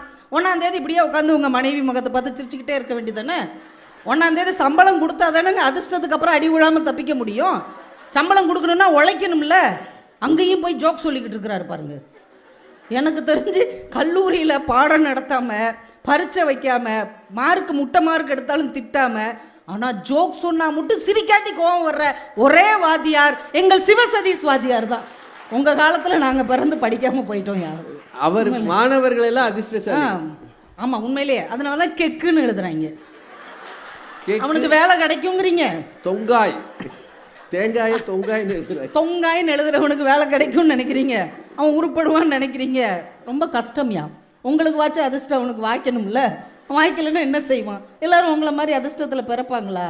என்ன சொல்ல வரீங்க? அதிர்ஷ்டம் யாராவது ஒரு சிலர் மேல் தான் கருணை காட்டுகிறது. மற்ற எல்லோரும் உழைத்தால் மட்டும்தான் வெற்றி பெற முடியுமே தவிர இவர் பேச்சை கேட்டு உக்காந்துக்கிட்டே இருந்தா உருப்படாம தான் போகும். அதுவும் அவர் சொன்னாரு, அவர் பெரிய, அது எனக்கு ரொம்ப வருத்தமா இருந்தது. சென்னையில் அவர் ஒரு பேச்சு போட்டியில் முதல் பரிசு வாங்கினதுனால சிற்பி ஐயா அவை ஐயாட்ட அறிமுகப்படுத்தியிருக்கிறார். போகிற போக்கில் சொல்லிட்டார், சென்னையில் நடக்கிற ஒரு பேச்சு போட்டியில் எவ்வளோ பேர் கலந்துக்குவாங்க தெரியுமா? குறைந்தபட்சம் 500 கல்லூரி மாணவர்கள் கலந்துக்குவாங்க. 500 கல்லூரி மாணவர்களும் ரொம்ப திறமையானவங்களா இருப்பாங்க. அவங்கள ஃபில்டர் பண்ணி 100 ஆக்கி 50 ஆக்கி கடைசி நம்பர் 1 வர்றவர் தான் அந்த மாநிலத்திலேயே முதல் பேச்சு போட்டியில் பரிசு பெற்றவராக முடியும். அப்ப எவ்வளவு உழைச்சிருக்கணும், எவ்வளவு மனப்பாடம் பண்ணியிருக்கணும், எந்த நேரமும் அந்த சிந்தனையிலே இருந்தா தானே அவர் முதல் பரிசை பெற்றிருக்க முடியும். குழுக்கள் போட்டா எடுக்கிறாங்க பேச்சு போட்டிக்கு, நீங்க சொல்லுங்க. குழுக்கள் போட்டாங்க, உங்களை எடுத்தாங்க, பேசி தானே ஜெயிச்சிங்க. அப்போ உங்கள் உழைப்பை எல்லாம் நீங்களே அதிர்ஷ்டம் அதிர்ஷ்டம் என்று ஏன் தூக்கி போடுறீங்க? இதில் குரட்டை விட்டவங்களும் சந்தோஷமாக இருப்பாங்களாம். இரவுல விடுற குரட்டையை பற்றி பட்டுக்கோட்டை எழுதலை. ஒரு கடையை வச்சுக்கிட்டு பகல்லையே படுத்து ஒருத்தர் கொரட்டை விட்டாருன்னா கடை வியாபாரம் ஓடுமா ஓடாது. ஒரு அழகாக ஒரு பொன்மொழி சொன்னாங்க, எப்பயுமே சிரிக்காதவன் பெட்டி கடை வைக்கக்கூடாது, எப்பவும் சிரிக்கிறவன் வட்டி கடை வைக்கக்கூடாது அப்படின்னு. ஒவ்வொரு வேலை செய்கிறதுக்கு கூட ஒவ்வொரு விதமான உழைப்பும் முயற்சியும் வேணுங்க. கொரோனா பேஜில் நிறைய பேர் பாஸ் ஆகினாங்க. உண்மையிலே அவங்க அதிர்ஷ்டசாலிகள் தான். அவங்க யாருக்காவது வேலை கிடச்சதா? இன்டர்வியூக்கு போனோடனே அவங்ககிட்ட என்ன கேள்வி கேட்பாங்க தெரியுமா? நீ என்ன பேச்சு? கொரோனா பேச்சு, எந்திரிச்சு வீட்டுக்கு போய் பகல்லே கொரட்டை விட்டு குப்புறப்படுத்து தூங்கி மறு பேச்சு பேசாம அனுப்பிடுவாங்க. பேச்சே கிடையாது. ஏன்னா அவங்களுக்கு ஒண்ணுமே கிடையாது, இல்லை எதுவுமே தெரியாது. அந்த அளவுக்கு ஒரு மோசமான சமுதாயத்தை அந்த 5 வருஷத்துல நம்ம உருவாக்கி இருந்தோம். இதுல அந்த தங்கம் கிடைக்க பெற்றவர்கள் இருக்கிறார்கள் இல்லையா, அவங்க அதிர்ஷ்டசாலி தானே அப்படின்னார். ஆனா அந்த தங்கத்தை வாங்கின உடனே, அவங்க கையில கிடைச்ச உடனே, அவங்க கூட இருக்கிறவங்க என்ன சொன்னாங்க தெரியுமா? உழைச்ச காசுங்க, அதனாலதான் அது உங்ககிட்டயே திரும்ப வந்திருக்குன்னு சொன்னாங்க. அதையும் பாருங்க ஐயா, அதையும் பாருங்க. எல்லாத்தையும் ஒன் சைடாவே பாக்குறது, ஒன் சைடு உலகநாதன். அது 2 வீலர்ல வந்ததுனால ஒன் சைடாவே பார்த்து அவரோடு அவரே பேசி கொண்டு வந்ததால் இப்படி ஆகிவிட்டார். சாப்பிடுங்க முந்திரி பருப்பு எடுத்து. அவர் பசிக்கும் போது திம்பாருமா. ஏன் அது ஒரு அதிர்ஷ்டம் இல்லையா? பசிக்காமல் சாப்பிடுவதும் ஒரு அதிர்ஷ்டம். உங்களுக்கு எல்லாம் தோரம் பருப்பு, அவருக்கு மட்டும் தான் முந்திரி பருப்பு. ஒரு வாட்டுக்கு அடிச்சு விடுறாரு பாருங்க. புத்தகம் வாசிக்க கிடைத்த வாய்ப்பு ஒரு, இதெல்லாம் ஒரு அதிர்ஷ்டம். அங்க என்னங்க அநியாயமா பேசுறாரு. புத்தகம் நம்ம கையில் கிடைப்பது அதிர்ஷ்டம் கூட வச்சுக்கலாம். ஆனால் அந்த புத்தகம் எப்படிங்க உருவாச்சு? ஒரு புத்தகத்தை ஒரு படைப்பாளி எப்படி உருவாக்கினான்? பிரபஞ்சன் எழுதினார், எனக்கு ஒரு நாளைக்கு 2 வேளை சாப்பிட கிடைத்திருந்தால் இன்னும் அதிகமான புத்தகங்கள் எழுதியிருப்பேன் என்று அவர் பதிவு செய்தார். என்றால் எழுத்தாளனுடைய புத்தகத்தில் இருப்பது வெறும் மைத்துளி இல்லைங்க, அவனுடைய இரத்த துளி என்பதை தயவு செஞ்சு புரிஞ்சுக்கோங்க. அந்த உழைப்பால் உருவானது. பேராண்மைன்னு ஒரு திரைப்படம் வந்ததுங்க. அதுல அந்த கதாநாயகன் ஒரு வசனம் பேசுவார், இந்த உலகமே உழைப்பால தான் உருவானது. உழைப்பை கழித்து விட்டால் இந்த உலகத்துல எதுவுமே கிடையாது. உழைப்பை கழித்து விட்டால் இந்த மேஜைங்கிறது வெறும் மரம் தான். உழைப்பை கழித்து விட்டால் சாக் பீஸுங்கிறது வெறும் சுண்ணாம்பு கட்டி தான். உழைப்பை கழித்து விட்டால் இந்த கட்டிடம் என்பது வெறும் கல்லும் செங்கல்லும் ஜல்லிக்கல்லும் தான். உழைப்பு இல்லாமல் இந்த உலகத்தில் எந்த மாற்றமும் உருவானது இல்லை என்று அவர் பதிவு செய்திருப்பார். உழைப்பு தாங்க எல்லாம். அதிர்ஷ்டத்தை நம்பிக்கிட்டு ஒரு நாடு உட்கார்ந்துருந்தா உருப்படாதுங்க. அறிஞர் அண்ணா ஒரு தடவை தம்பிக்கு கடிதம் எழுதிவிட்டு அந்த கடிதத்தை இப்படி முடித்தார். தம்பி, சேவல் கூவுகிறது, நான் உறங்கச் செல்லுகிறேன் என்று எழுதினார். ஒரு தலைவன் விடிய விடிய தன் சமூகத்தை பற்றி நிறைத்ததால் தான் இன்றைக்கு இவ்வளவு பெரிய இயக்கத்தின் தலைவராக கொண்டாடப்படுகிறாரே தவிர, அதிர்ஷ்டம் சீட்டு எடுத்து கிளி மாதிரி கொண்டு வந்து கொடுக்காது. இந்த கிளி சீட்டு எடுக்கும் பாருங்க, இப்ப கிளி சீட்டு எடுத்தா உள்ள வச்சிருவாங்க, கிளியும் சேர்த்து உள்ள வச்சிருவாங்க, கிளிக்காரனே உள்ள வச்சிருவாங்க, கிளி பறந்துடும். என்ன பேச்சு வந்ததுல இருந்து அப்படி ஒரு பேச்சு பேசியிருக்கிறார். சரி, அவராவது சின்ன பையன் விவரம் இல்லாம பேசிட்டார். எங்க அண்ணன் சிவகுருநாதன் எவ்வளவு பெரியவருங்க, பெரிய பையன் விவரத்தோட பேசியிருக்கிறாரு. ஒரு எவ்வளவு பெரிய ஒரு நகைச்சுவை மன்றத்தை நடத்தி எத்தனை பெரிய மனிதர்களை எல்லாம் அழைச்சிருக்கிறாருன்னா அது அவருடைய உழைப்பு இல்லையா? அவர் வந்த உடனே சொல்றார், நமக்கெல்லாம் பொறாம வரணுமா, 2 மாதத்தில் நான் 18 பட்டிமன்றங்கள் பேசி இருக்கிறேன், நான் தானே அதிர்ஷ்டசாலி அப்படியான. 18 மாசத்துல 2 பட்டிமன்றம் கூட பேசாத பேச்சாளர் இருக்காங்க தெரியுமா? 18 மாசத்துல 2 பட்டிமன்றம் கூட வராதவங்க இருக்கிறாங்க. ஆனா 2 மாசத்துல 18 பட்டிமன்றம் இவருக்கு எப்படி கிடைத்தது? அதிர்ஷ்டத்தால கிடைத்தது. 25 வருட உழைப்பை அவர் எதற்காக செலவழித்து இருக்கிறார். அந்த மேடம் சொன்னாங்களா, தொகுப்பாளர், 25 வருஷமா அவர் பட்டிமன்றத்தில் பேசிட்டு இருக்கிறார். அவர் ஒரு புத்தகம் எழுதியிருக்கிறார், மேடை வசப்படும் என்று ஒரு புத்தகம் எழுதியிருக்கிறார். ஒரு மேடையில் எப்படி பேசணும்னு ஒருத்தர் எழுத முடிகிறது என்றால் எவ்வளவு உழைத்திருந்தால் இந்த இடத்துக்கு அவர் வந்திருக்க முடியும். போகிற போக்கில் இதை நீங்க அதிர்ஷ்டம் சொல்லி அடிச்சு விடுறீங்கன்னு. மகாராஷ்டிரால ஒரு அம்மா என்ன பண்ணிருக்காங்க, சம்சா வாங்கியிருக்காங்க. பாவம், முந்திரி பருப்பு கிடைக்கல போல. ஒரு சம்சா வாங்கி இருக்கிறது, 2 சம்சா வாங்கி இருக்கிறது. வாங்கி அந்த பேப்பரை படித்தால் நாளை மாரத்தான். உடனே மறுநாள் மாரத்தானுக்கு போய் நிற்கிறாங்க. அவங்க கூட யாராவது ஓடினாங்களா? நிறைய பேர் ஓடிருப்பாங்க. ஒருத்தருமே ஓடாம இவங்க மட்டும் ஓடி ஜெயிச்சா அது அதிர்ஷ்டம். 100கணக்கான பேர் ஓடுகிற ஒரு மாரத்தான் போட்டியில் உயிரை கையில் பிடித்து கொண்டு என் கணவனை எப்படியாவது காப்பாற்றியே தீர்வேன் ஒருத்தி ஓடுனானா அது உழைப்பின் உச்சம் சார். எந்த பிராக்டிஸும் கிடையாது, அவங்க காலில் ஷூ கிடையாது, அதுக்கான ட்ராக் ஷர்ட் கிடையாது, ஒரு சாதாரண சேலையை கட்டிக்கிட்டு அதை தார்பாச்சி கட்டிக்கிட்டு வெறும் காலோடு அந்த பெண் ஓடி ஜெயித்தார்கள் என்றால் அந்த உழைப்பை போய் அதிர்ஷ்டம்னு சொல்லலாமா? அந்த பேப்பரை பார்த்தது வேணா ஒரு அதிர்ஷ்டம். அதிர்ஷ்டம் வாய்ப்பு தான், ஆனால் உழைப்பு தான் வெற்றி தரும் என்பதை தயவு செய்து நீங்கள் ஒத்துக்கொண்டுதான் ஆக வேண்டும். அதனால தான் ஒரு கவிஞன் எழுதுனா, கடவுள் அதிர்ஷ்டங்களை விற்பனை செய்கிறார், கடவுள் அதிர்ஷ்டங்களை விற்பனை செய்கிறார், மனிதனின் உழைப்பு தான் அதற்கான விலை என்று அந்த கவிஞர் எழுதினார். இங்க உழைச்சா தான் கடவுள்கிட்ட இருந்து அதிர்ஷ்டத்தை விலை கொடுத்து வாங்க முடியும். ஒரு ஊர்ல ஒரு ராஜா இருந்தாருங்க, நீங்க வேற ராஜா, அந்த காலத்துல என்னைய விட்டுருங்க, நான் உங்களை ஒன்றும் செய்யலைங்க, எந்த ஊர்லயும் நான் இல்லை. ஒரு பழைய காலத்துல உள்ள ராஜாங்க, பழைய காலம். ஆமா, அந்த காலத்துல ராஜா, ஒரு நாட்டுக்கு ராஜா, ஒரு சின்ன நாட்டுக்கு ஒரு ராஜா. அவர் ஒரு அறிவிப்பு கொடுக்குறாங்க, ராஜாவுடைய பிறந்த நாள் வருகிறதுனால ஊர் மக்கள் எல்லாருமே அங்கே வாங்க, வந்தவங்கெல்லாம் பேர் எழுதி போட்டு அதிர்ஷ்ட பரிசுகளும் எல்லாருக்கும் கொடுக்கப்படும், எல்லாருக்கும் விருந்தும் உண்டு அப்படின்னு எல்லாம் கிளம்பி போயிட்டாங்க. ராஜா வீட்டு விருந்துனோடனே போயிட்டாங்க. இந்த ராஜா என்ன பண்ணார், மாறு வேஷம் போட்டு யாராவது வராதவங்க இருக்காங்களா அப்படின்னு குதிரையில் வர்றார். வரும்போது பார்த்தா ஒரு கிராமத்தில் ஒரு வயசான பாட்டி களை எடுத்துக்கிட்டு இருக்காங்க அவங்க வயக்காட்டில். இவங்க அந்த அம்மாவை கூப்பிட்டு கேட்டாங்க, ஏங்க ராஜா வீட்டில் விருந்து நடக்குது, நீங்கள் போகலையா? போனால் உங்களுக்கு சாப்பாடும் கிடைக்கும், ஏதாவது அதிர்ஷ்ட பரிசும் கிடைக்க வாய்ப்பு இருக்குதுல்ல. அதுக்கு அந்த பாட்டி சிரிச்சுக்கிட்டே சொன்னாங்களாம், அங்கே வந்தால் அதிர்ஷ்டம் கிடைக்கவும் செய்யலாம், கிடைக்காமையும் போகலாம், ஆனால் இங்கே உழைச்சா நிச்சயமாக எனக்கு சோறு கிடைக்கும், நாளைக்கும் கிடைக்கும், நாளை கழிச்சும் கிடைக்கும் அப்படின்னாங்க. அந்த பெண்ணுக்கு ராஜா அதிர்ஷ்ட பரிசு கொடுத்தார். எங்கே உழைப்பு உண்மையாக விதைக்கப்படுகிறதோ அங்கேதான் அதிர்ஷ்டமும் அறுவடையாக மாறுகிறது என்பதுதான் வாழ்க்கையின் உண்மை என்பதை தயவு செய்து நீங்கள் புரிந்து கொள்ள வேண்டும். இந்த உலகத்திலேயே மிகச்சிறந்த இசையை கொண்டு வந்தவர் பீத்தோவன் அப்படின்னு ஒருத்தர். அவ்வளவு சிறப்பான இசையை இந்த உலகத்துக்கு கொடுத்தவர். ஒரு மேடையில் அப்படியே லட்சக்கணக்கான மக்கள் கூடி இருக்கிறாங்க, ஒரு மிகச்சிறந்த இசையை வாசிக்கிறார். வாசிச்சு முடிச்சோன்னே அப்படியே கூட்டமே கிறங்கி நிற்குது. ஒரு பெண்மணி ஓடி போய் அவர் கையை பிடிச்சிக்கிட்டு சொன்னாங்க, எத்தனை அதிர்ஷ்டம் செய்த கைகள், எத்தனை அதிர்ஷ்டம் செய்த கைகள். அவர் படக்குன்னு உதறிட்டு சொன்னார், தவறு, 1000 முறை பயிற்சி செய்த கைகள் என்று சொல்லுங்கள், அதுதான் உண்மை என்று சொன்னார். நாங்கள் சாதாரண விஷயமா யாரை வேணாலும் அதிர்ஷ்டம் நீங்கள் மாற்றிடுவீங்களா? உசேன் போல்ட் இருக்கிறார் இல்லையா, அவர் 10 செகண்டில் 100 மீட்டர் ஓடுவார். ஆனால் அதுக்கு பின்னாடி 20 வருட உழைப்பு இருக்கிறது என்பதுதான் உண்மை என்பதை நம்ம புரிஞ்சுக்கணும். உலகத்தின் மிகச்சிறந்த ஓவியர் பிக்காசோ, இந்த பிக்காசோவுடைய உறவினர் ஒரு லேடி, அந்த பொண்ணு வந்து கேட்டாங்க, நீங்கள் வரைஞ்சா அது விலை மதிப்பு இல்லாததாமே, நீங்கள் ஒரு படம் வரைஞ்சி கொடுத்தா நல்ல ரேட்டுக்கு போகுமாமே, ஆச்சரியமாக இருக்குது, எனக்கு ஒன்று வரைஞ்சி கொடுங்க. 10 செகண்டில் ஒரு படம் வரைஞ்சி கொடுத்தார். இவங்க எடுத்துகிட்டு போய் ஒரு கண்காட்சிக்கு கொடுத்தாங்க, $1000 காசு கொடுத்தாங்க. இந்த அம்மா அரண்டுருச்சு, 10 நொடியில் ஒரு படம் வரைஞ்சி கொடுக்குறாரு, அதுக்கு $1000 படம் கிடைக்குதுன்னா எவ்வளோ அதிர்ஷ்டம். நேராக வந்துச்சு, ஏங்க இதை எனக்கும் சொல்லி கொடுங்களேன், நானும் 10 நொடியில் படம் வரைஞ்சி $1000 சம்பாதிப்பேன்ல, எனக்கு சொல்லிக் கொடுங்க. சிரிச்சுக்கிட்டே சொன்னார், உனக்கு சொல்லிக் கொடுக்குறேன், ஆனால் அதற்கு 30 வருடங்கள் ஆகும், பரவாயில்லையான்னு கேட்டார்.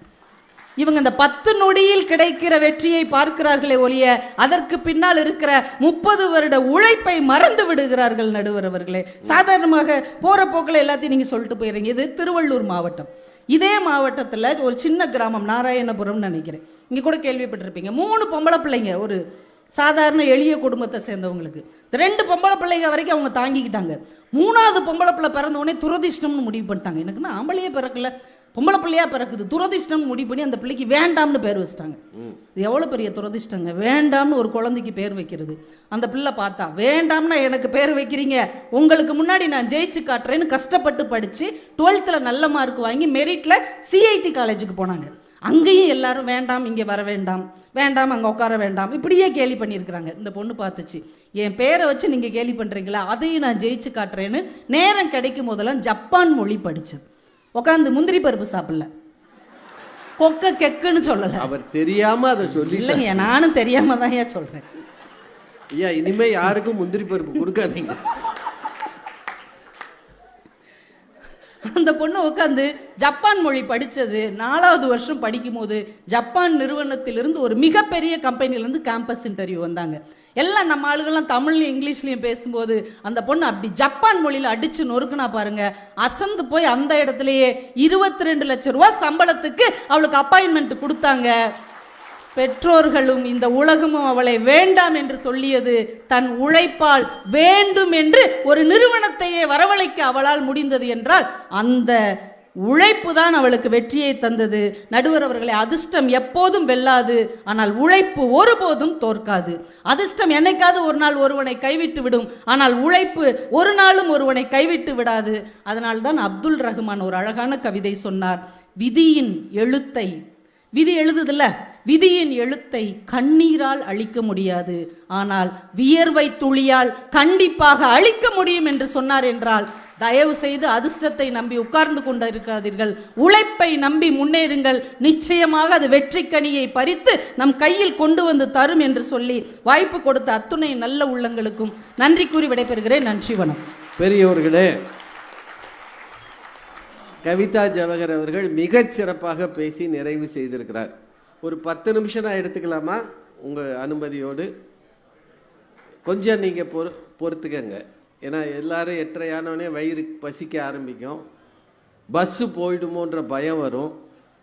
ஏதாவது ஒன்று இருந்துட்டு போதியா, நம்ம யோகத்துக்கு வீட்டுக்கு போவோம் அப்படின்னு தோணும். ரொம்ப சிறப்பாக நிறைவு செய்திருக்கிறார். உழைப்பா அதிர்ஷ்டமா, எல்லார் முன்னாடி இருக்கிற கேள்வி இது.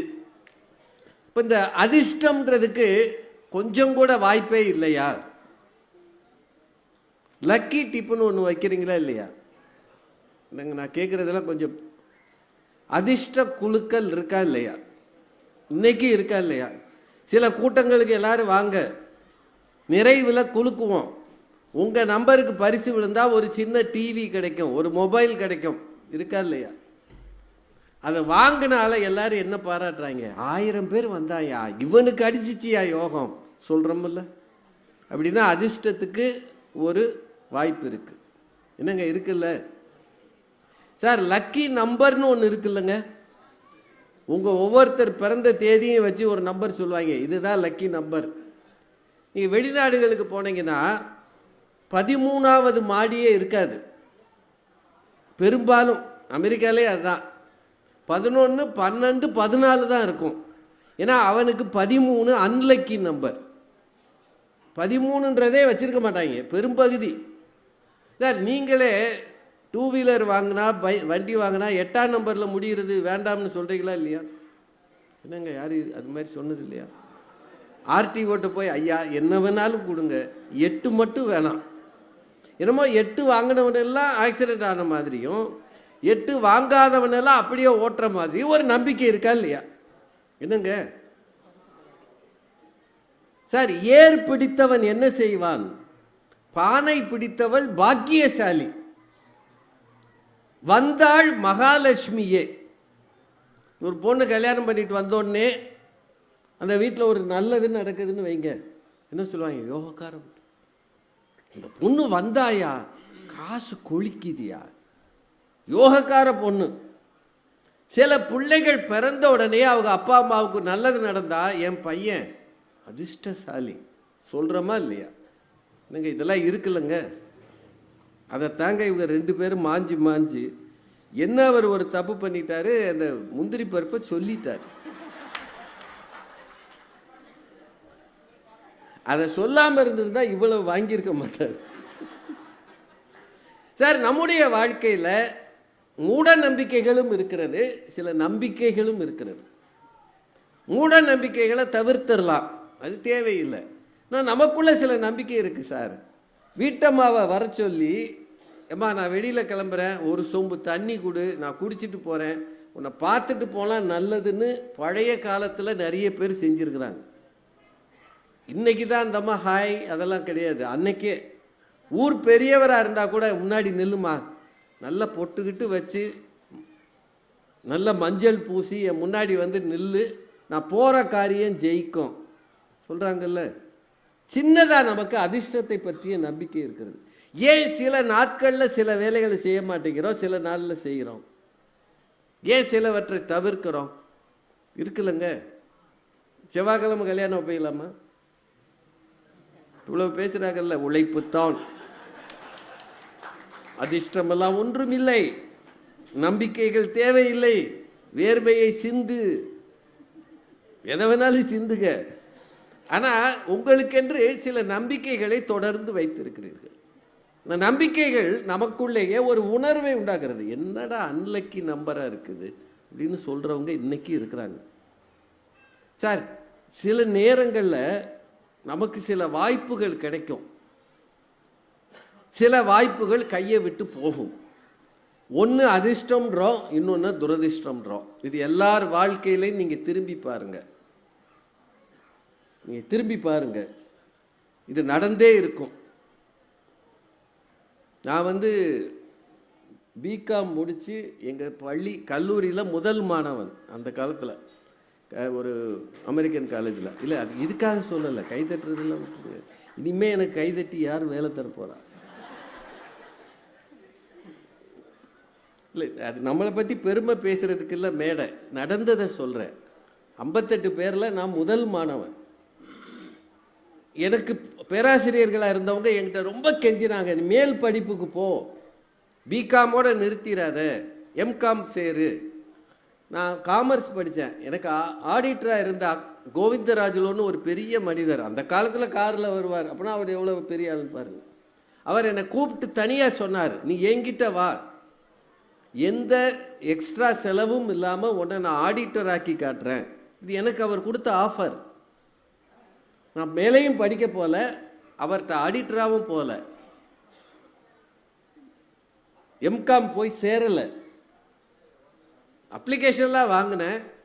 அன்னைக்கு எனக்கு கட்ட வேண்டிய தொகை 330 ரூபா. மதுரையில் ஒரு கல்லூரியில் எம்காமில் சேர்றதுக்கு மாத கட்டணம் இல்லை, வருஷ கட்டணம். 1 இயருக்கு 330 ருபீஸ். எங்கள் அப்பாட்ட கேட்டேன், போடான்ட்டார். போய் வேலையை பாடுறாருனாரு. குடும்பம் அப்படித்தான். இது நடந்தது ஜூலையில். எனக்கு முதல்ல கொஞ்சம் கவலையாக இருந்தது. சரி, நமக்கு படிப்பு வரல, அவ்வளோதான். படிப்பு வந்தது, ஆனால் படிக்க வாய்ப்பு இல்லைன்னு விட்டுட்டேன். சரியா 3 மாதம் கழித்து நவம்பரில் மதுரை காமராஜ் யூனிவர்சிட்டியிலேருந்து எனக்கு ஒரு கடிதம் வருது. அன்றைக்கு ரெஜிஸ்ட்ராராக இருந்தவர் பேர் பிபி சின்னதுரை. அவர் எழுதின அந்த கடிதம் இன்னும் நான் வச்சுருக்கேன். சவுண்டு வருதுங்க. அவர்கிட்ட இருந்து கடிதம் வருது. என்ன கடிதம் தெரியுமா? நீ எங்கே மேல் படிப்பு படிக்கிறாய்? என் பேருக்கு வந்த கடிதம். உனக்கு அரசு கல்வி உதவித்தொகை 1300 ரூபாய் ஒரு ஆண்டுக்கு சாங்ஷன் ஆகி இருக்கிறது.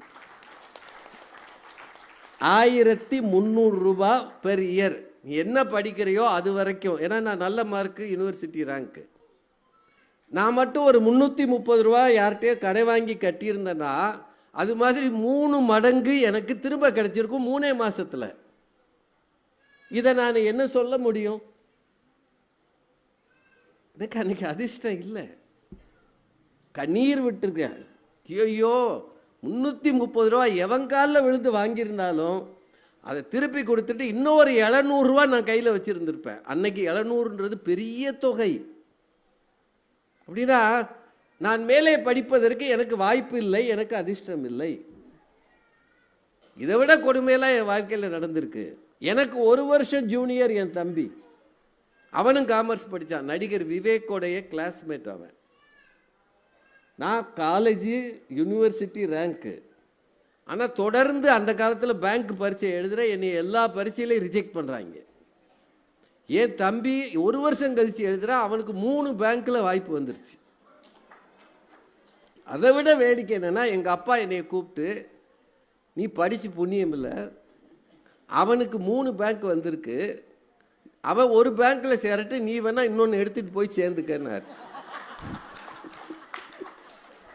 நான் சொன்னேன், அவனுக்கு வந்த வேலைக்கு என்னைய எப்படி சேர்ப்பாங்கன்னு? ஒரு குடும்பம் தானடா, அண்ணன் தம்பிக்கு என்ன பிரச்சனை? அது எனக்கு ரொம்ப அவமானமாக இருந்தது, ரொம்ப கஷ்டமாக போச்சு. டே, நான் இவ்வளோ மார்க் வாங்கியிருக்கேன்டா, அவன் ஒன்று அவ்வளோ மார்க் வாங்கலை. ஆனால் அவனுக்கு ஒரே ஒரு பிஎஸ்ஆர்பி எழுதுனா 3 பேங்க்கு, பிஎஸ்ஆர்பி, கேனரா பேங்க், அப்புறம் ஸ்டேட் பேங்க், எல்லாத்துலேயும் வேலை கிடைச்சிது. எனக்கு கிடைக்கல. காரணம் என்ன? இப்போ யோசிச்சு பார்த்தா ஏதோ நடந்தது. அதை விட இன்னும் வேடிக்கை, எனக்கு ஆசிரியராக இருந்தவர் சுரேஷ் ஜான்சன் செல்லையான்னு ஒருத்தர், ரொம்ப பெரிய மனிதர். அவர் அப்புறம் ஸ்டேட் பேங்க்கு இருந்தார், ஏஜிஎம்மாக இருந்தார். அவர் என்னை நீ நல்லா படிக்கிற, மேலே மேலே படினார். ஆனால் ஏன் சூழ்நிலை, அதுக்குள்ளே நான் கல்யாணம் பண்ணி ஒரு குழந்தைய பெற்று அப்போயே ஒரு சாதாரண வேலையில் சேர்ந்து என் பையன் பிறந்திருக்கிறான். அவர் அங்கேருந்து அவர் ஒய்ஃபுக்கு டெலிவரிக்கு அதே ஹாஸ்பிட்டலில் சேர்த்துருக்கிறார். அவர் தற்செயலாக காலையில் என்னை பார்த்தார். என்ன இங்கே இருக்குன்னாரு. என் வீட்டம்மா இங்கே பிரசவம். நீ மேலே படிக்கலையா அப்படின்னாரு. படிக்கலைன்னு. உனக்கெல்லாம் என்ன ஒரு அறிவு இருக்கு? படித்து மேலே வராமல் கல்யாணத்தை பண்ணி, நான் ஒரு வாத்தியார், எனக்கு ஒரு குழந்தை இருக்குது, நான் என்ன வயசு, உன் வயசு என்ன, அப்போ எனக்கு வெறும் 24 வயசு, நீ அதுக்குள்ளே கல்யாணம் பண்ணி இங்கே அப்பாவை நிற்கிற, படித்து முன்னேறுன்ற அறிவே கிடையாதா, இனிமே என்னை நீ வந்து பார்க்காத அப்படின்ட்டார். நானே குழந்தை பிறந்திருக்குன்னு ஒரு சந்தோஷத்தில் பாதிவார். ஆனால் அவர் வந்து எனக்கு ஒரு டைரக்ஷன் காட்டினார். இதெல்லாம் சந்தோஷம் இல்லைடா, ஆனால் நீ மேலே வரணுமே, அதுக்குரிய தகுதி உனக்கு இருக்குது, ஆனால் நீ வரமாட்டேங்கிற, சின்ன வட்டத்துக்குள்ளே சுற்றி வர்ற, அதை விட பெரிய வட்டம்னு ஒரு உலகம் இருக்குது, யூ ஹாவ் த பொட்டன்ஷியல், ஆனால் நீ வெட்டி அங்கே சுற்றி வர்றேன்னு ஒரு ஆசிரியராக அவருக்கு காட்டிய வழி இருக்குல்ல, இன்றைக்கே எனக்கு சந்தோஷமாக இருக்குது. அப்படின்னா ஒரு சிலருக்கு அதிர்ஷ்ட தேவதை சின்ன வயசுலேயே கையை தட்டி காலை தட்டி தூக்கி மேலே விட்டுறா, பல பேர் பரிதாபமாக போராடி வாழ்கிறார்கள். உண்மையா இல்லையா? என்னங்க, சச்சின் டெண்டுல்கரும் வினோத் காம்பலியும் ஒரே டைமில் தான் விளையாடினாங்கல்ல. இந்திய கிரிக்கெட் வரலாற்றில் வினோத் காம்பலி செய்திருக்கிற சாதனைகள் நிறையா, டெண்டுல்கரை விட நிறைய ரன் அடித்தவன். ஆனால் அவன் ஒன்றும் இல்லாமல் பரிதாபமாக இன்றைக்கி இருக்கிற நிலைமையை பார்த்தீங்களா இல்லையா? டெண்டுல்கரை கடவுள்னு நினைக்கிறோம், God of cricket. Vinod Kambli BCCI தருகிற பென்ஷனில் வாழ்ந்துக்கிட்டு இருக்கிறான். ஏன்? அவன்கிட்ட திறமை இருந்தது, ஆனால் ஏதோ ஒன்று அவனை பின்னுக்கு தள்ளி விட்டது. ஏதோ ஒன்று இருக்கு இல்லையா, அதைத்தான் அதிர்ஷ்டம் அல்லது அதிர்ஷ்ட குறைவு என்று இவர்கள் சொல்கிறார்கள். இதை நம்புறீங்களா இல்லையா?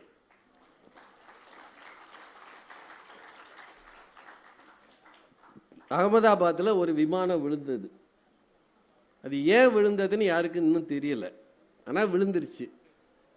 200 சில்லற பேரில் ஒரு ஆள் மட்டும் நடந்து எந்திரிச்சு வெளியே வந்தான்.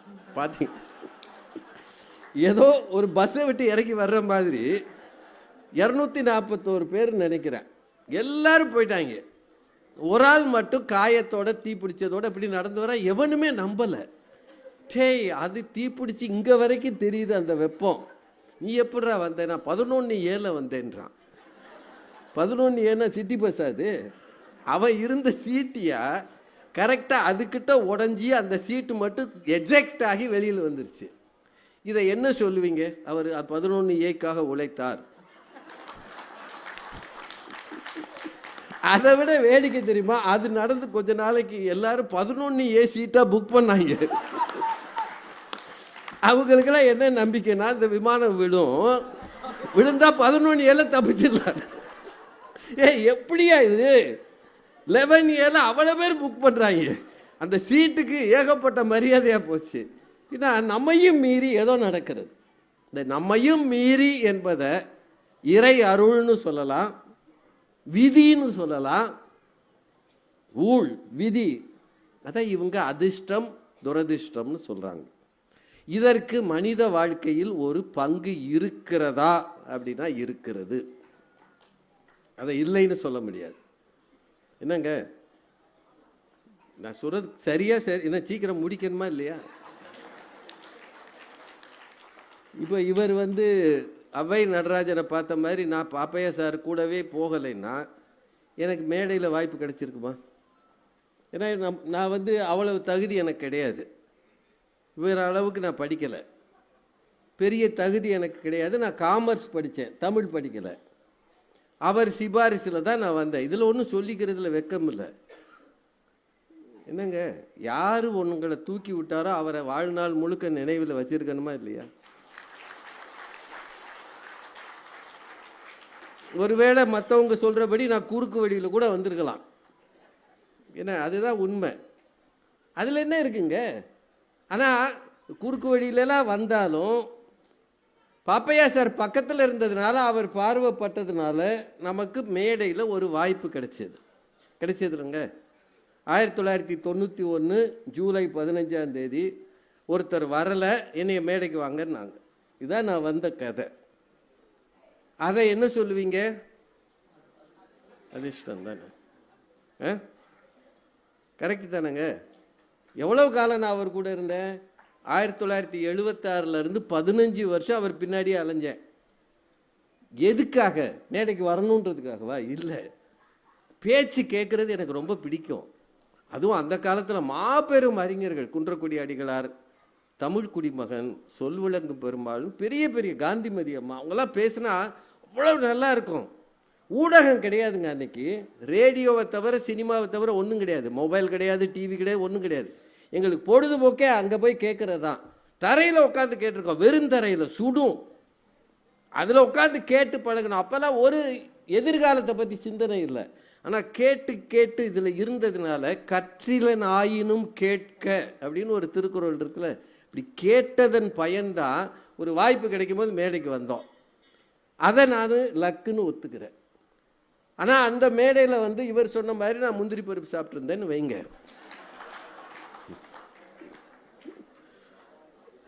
ஐயா அவர்கள் சொன்னதால் மேடைக்கு வந்தேன், நான் குறுக்கு வழியில் தான் வந்தேன், எனக்கு எதுவுமே தெரியாது, ஏதோ அவர் கூப்பிட்டார் நான் வந்தேன், வணக்கம்னு சொல்லியிருந்தேன்னா அதே முந்திரி பருப்போடு போயிருந்திருப்பேன். நான் ஒரு 35 வருஷம் பல இடங்களுக்கு போய் பல அவமானங்களை பட்டு பல இலக்கியங்களை தேடி படித்து பல அறிஞர்கள் பாதங்களில் அமர்ந்து கற்றுக்கொண்டதால் தான் இன்றைக்கு என்னாலும் ஒரு சாதாரண பேச்சாளராக இருக்க முடியும்.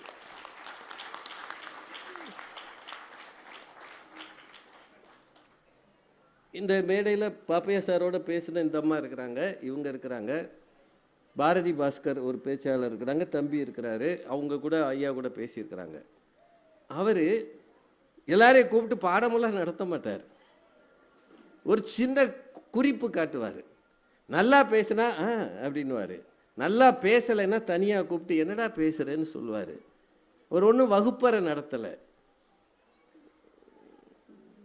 அவர் ஒன்றும் யாரையும் கூப்பிட்டு வச்சு நீங்கள் இப்படிலாம் பேசணும் இப்படியெல்லாம் பேசணும் டியூஷன்லாம் நடத்தலை. அவரை சார்ந்த எல்லாரும் தாங்களாக கற்றுக்கொண்டார்கள். எங்கள் டீமில் இருந்த எல்லாரும் அப்படி தான் கற்றுக்கிட்டாங்க. அதுக்கு அவர்கள் போட்ட உழைப்பு இருக்குது பாருங்க, அதனால் தான் இன்னைக்கு 4 பேருக்கு தெரிகிறது. ஒரே ஒரு விஷயம் மட்டும் நினைவில் வச்சுக்கோங்க, ஒரு இடத்துக்கு போவது வேண்டுமானால் உங்களுக்கு அதிர்ஷ்டம் சில வாய்ப்புகளை தரலாம். ஆனால் அங்கே போன பிறகு என்னவாக வாழ்கிறீர்கள் என்பது உழைப்பினால் மட்டும்தான் முடியும். எல்லா உழைப்பும் தாங்க. பூமியில் ஒரு சின்ன ஸ்க்ரூவை மாற்றாம பாருங்க, ஒரு விமானத்தில், அவன் பெரிய உழைப்பாளிங்க. அந்த ஒரு ஸ்க்ரூ கலண்டுருச்சுன்னா 39,000 அடியில் அது கீழே விழுந்துடும். உழைப்புன்றது சாதாரணமானது அல்ல. நாம் எல்லாரும் பெரிய பதவிகளில் இருக்கிறவர்களை உழைப்பாளிகள் என்று நினைக்கிறோம். அவர்கள் மூளை உழைப்பை செய்கிறார்கள், உடல் உழைப்பையும் செய்கிறார்கள். ஆனால் தங்கள் குடும்பத்துக்காக வேர்வை சிந்த தெருவில் நின்று உழைக்கிறான் பாருங்க. நீங்கள் எல்லாரும் தூங்கும்போது தெருவில் துப்புரவு பணி செய்கிறாங்களே இரவு நேரத்தில், எவ்வளோ பெரிய உழைப்பாளிகள், எவ்வளோ உழைப்பாளிகள். நீங்கள் எல்லாரும் பத்திரமாக தூங்க வேண்டும் என்று இரவெல்லாம் விழித்திருந்து காவல் காக்கிறார்கள் இல்லை காவலர்கள், எவ்வளோ பெரிய உழைப்பாளிகள். ஒரு இடத்துல தீ பிடிச்சா நாம் அந்த தீயை கண்டு எல்லாரும் ஓடும்போது சில பேர் கைகளில் டியூபை தூக்கிக்கிட்டு அந்த தீயை அணைக்க உயிரை பணயம் வைத்து போகிறார்கள் தீயணைக்கும் படையினர், எவ்வளோ பெரிய உழைப்பாளிகள். நாம் எல்லாரும் ரயிலில் பயணம் பண்ணும்போது யாரோ ஒரு டிரைவர், ஒரு பைலட், அவரை பைலட்டு தான் சொல்கிறோம், பின்னாடி ஒரு கார்டு தூங்காமல் வழியை பார்த்துக்கிட்டே ஓட்டுறாங்கல்ல. 1500 பேர் பத்திரமா மதுரை போய் சேரணும்னா ஒரு 2 டிரைவர்கள் அங்கே உட்காந்துருக்காங்கல்ல, எவ்வளோ பெரிய உழைப்பாளிகள். எல்லாம் இருந்தாங்க. பெரிய உழைப்பு மட்டும் இல்லைங்க, இந்த பெரிய பாதைகளில் 4-வேல நீங்கள் போகும்போது நிறைய இந்த சாப்பாட்டு கடைகள் இருக்குல்ல, ஹோட்டல்ஸு, அது வாசலில் இந்த வயசானவங்க எல்லாரும் தலையில் ஒரு தொப்பியை போட்டு ஒரு கொடையை பிடிச்சிக்கிட்டு ஒரு பச்சை கொடி ஆட்டிக்கிட்டே இருக்காங்கல்ல, எனக்கு அவங்கள பார்க்கும்போதெல்லாம் கண்ணில் கண்ணீர் வரும். நம்ம அவங்கள பற்றி யோசித்ததே இல்லைல்ல. ஒரு வேளை சாப்பிட்றதுக்காக நம்மளை வாங்க சாப்பிட வாங்கன்னு அவர் கூப்பிட்றாரு, அந்த வெயில்லையும் நிற்கிறாரு. எதுக்காக? குடும்பத்தில் 4 பேர் பசியாறணுன்றதுக்காக. அந்த மனிதர்களின் உழைப்புக்கு நிகர் என்ன இருக்கிறது? என் விதி நான் இங்கே நிற்கிறேன்னு அவர் வருத்தப்படலை, எத்தனை வெயில் அடித்தாலும். ஏன்னா அவர் போய் நிழலில் ஒதுக்குனா அந்த முதலாளி சம்பளம் தர மாட்டார். அதையும் மீறி உழைக்கிறாங்கல்ல, இரவு பகலாக வயலில் உழைக்கிற விவசாயிகள், தெருவிலே சின்ன கடை போட்டு நிற்கிறவங்க, எத்தனை எத்தனை உழைப்பாளிகள், இராணுவத்தில் இருந்து சியாச்சனில் இருந்து கொண்டு குளிரிலே, நடுக்குகிற குளிரிலே எதிரிகள் வரவிடாமல் பார்க்கிறவர்கள். சமூகம் முழுக்க உழைப்பாளிகளால் தான் இருக்கிறது. அவர்கள் யாரும் அதிர்ஷ்டத்தை நம்பி காத்திருப்பதில்லை. ஒவ்வொரு காலையையும் விடிய ஒரு சூரியன் மேலே எழும்போது அந்த காலையை அவர்கள் பார்க்கிறார்கள். அது மறைந்த பிறகும் உழைக்கிறார்கள். அப்படின்னா எனக்கு என்னவோ அதிர்ஷ்டம் நம் வாழ்க்கையில் சின்ன சின்ன வேலைகளை செய்கிறது. வாய்ப்புகளை தரலாம், ஒரு இடத்துக்கு கொண்டு போய் வைக்கலாம். அதையும் தாண்டி நம்ம பிள்ளைகளை கொண்டு போய் பள்ளிக்கூடத்தில் சேர்க்கலாம். படிக்க வேண்டியது நம்ம வேலை தானே. பரீட்சைக்கு போகிற பிள்ளைகள் யார்கிட்டையாவது கூப்பிட்டு நல்லா படிதான்னு சொல்லுவீங்களா? லக்கு இருந்தால் பாஸ் ஆகுன்னு சொல்லுவீங்களா? கெக்குன்னு எழுதுறவன அதை லக்குன்னு சொல்லுவீங்களா? உண்மை என்னன்னா, உழைக்கணும், இருக்கிற வரை உழைக்கணும். எவ்வளவு காலம் உழைக்கிறீர்களோ அவ்வளவு காலம் நீங்கள் இளமையாக இருப்பீர்கள். எப்போது உழைக்க மறுக்கிறீர்களோ அப்போது முதுமை உங்களை கவ்விவிட்டது என்று அர்த்தம். உழைத்து பாருங்கள், உழைப்பு தான் நல்லது. ரொம்ப முன்னாடி ஒரு சினிமா பாட்டு வந்தது, உழைக்கும் கைகளே, உருவாக்கும் கைகளே, உலகை புதுமுறையில் உண்டாக்கும் கைகளே. சாதாரண வரி இல்லை. சிரித்து வாழ வேண்டும், பிறர் சிரிக்க வாழ்ந்திடாதே. உழைத்து வாழ வேண்டும், பிறர் உழைப்பில் வாழ்ந்திடாதே. பிறர் உழைப்பில் வாழாதீர்கள், நீங்கள் உழையுங்கள், மேலே வாருங்கள். 1990களுக்கு பிறகு உலக அரங்கிலே இந்தியா சாஃப்ட்வேரில் மேலே வந்திருக்குன்னா அதுக்கு ஒரு நிறுவனம் காரணம், இன்ஃபோசிஸ் என்கிற நிறுவனம். 1980களில் கம்ப்யூட்டர்கள் மேலே வரும்போது பெங்களூரில் இருந்த ஒரு 2-3 நண்பர்கள் ஒன்று சேர்ந்து ஒரு அம்மா சுதாமூர்த்தி கொடுத்த 10,000 ரூபாய் மூலதனத்தில் தொடங்கியது இன்ஃபோசிஸ் நிறுவனம். அதன் வெற்றிக்கு என்ன காரணம்னு நாராயணமூர்த்தி அவர்களிடம் கேட்டாங்க. அவர் சொன்னார், எல்லாரும் 9 மணிக்கு வேலைக்கு போய் 5 மணிக்கு வீட்டுக்கு வரும் காலத்திலே நான் 6:30 மணிக்கு வேலைக்கு போய் இரவு 9:30 வரை உழைத்தேன். அதுதான் இத்தனை பெரிய நிறுவனத்தை உருவாக்கியது. உங்கள்கிட்ட ஒரே ஒரு செய்தியை சொல்லி நிறைவு செய்ய, எல்லாரும் வேலை செய்கிறீங்க, ஆனால் ஒரு சிலர் மட்டும் பாராட்டப்படுகிறார்கள். ஏன்? வாங்குகிற சம்பளத்துக்கு உழைக்கிறவர்கள் சாதாரணமானவர்கள். வாங்குகிற சம்பளத்தை விட அதிகமாக உழைக்கிறார்கள் பாருங்கள், அவர்கள் தான் உன்னதமானவர்கள். அது எந்த பணியாக இருந்தாலும் சரி. நான் 10,000 சம்பாதிக்கிறேன், 10,000க்கு உழைப்பேன், 8,000க்கு உழைப்பேன்னா நீங்கள் ஆவரேஜ். 10,000 தான் அவர்கள் தருகிறார்கள். ஆனால் நான் 20,000க்கு உழைப்பேன் என்று எவர் நினைக்கிறாரோ அவர் வாழ்க்கையில் உயரங்களை தொட்டுவிட்டு தான் போவார். ஒரு நாளும் அதிலே மாற்றம் இல்லை. என்றால் உழைத்து பாருங்கள், உழைப்பு தான் உங்களை உயர்த்தும். அதிர்ஷ்டம் அது பாட்டுக்கு இருக்கட்டும். அவர் ரொம்ப அழகாக சொன்னார், அது இஷ்டத்துக்கு வரும் போகும்னாரு. ஆனால் உங்கள் இஷ்டத்துக்கு உழைத்து பாருங்கள், அதிர்ஷ்டம் கூட உங்களை எட்டி பார்க்கும் என்று சொல்லி மிகச்சிறந்த இந்த நிகழ்ச்சிக்கு வருகை தந்து இருந்து கேட்கிற மாவட்ட ஆட்சியருக்கு நன்றி சொல்லி, உழைப்பு தான். நன்றி, வணக்கம். வாழ்வில்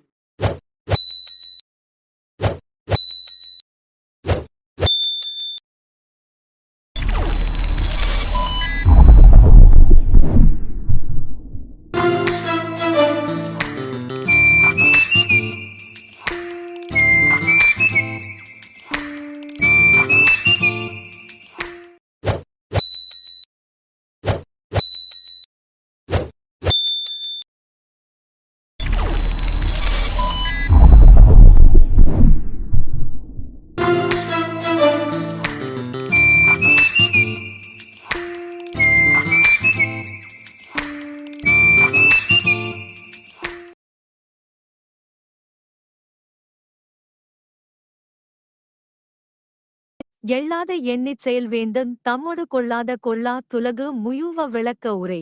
தம் நிலையோடு பொருந்தாதவற்றை உலகம் ஏற்றுக்கொள்ளாது. ஆகையால் உலகம் இகழ்ந்து தள்ளாத செயல்களை ஆராய்ந்து செய்ய வேண்டும். சாலமன் பாப்பையா விளக்க உரை. தன் தகுதிக்கு பொருந்தாத வழிமுறைகளைச் செய்தால் மக்கள் அதை இகழ்வர். அதனால் மக்கள் இகழாத வழிமுறைகளை எண்ணிச் செய்ய வேண்டும்.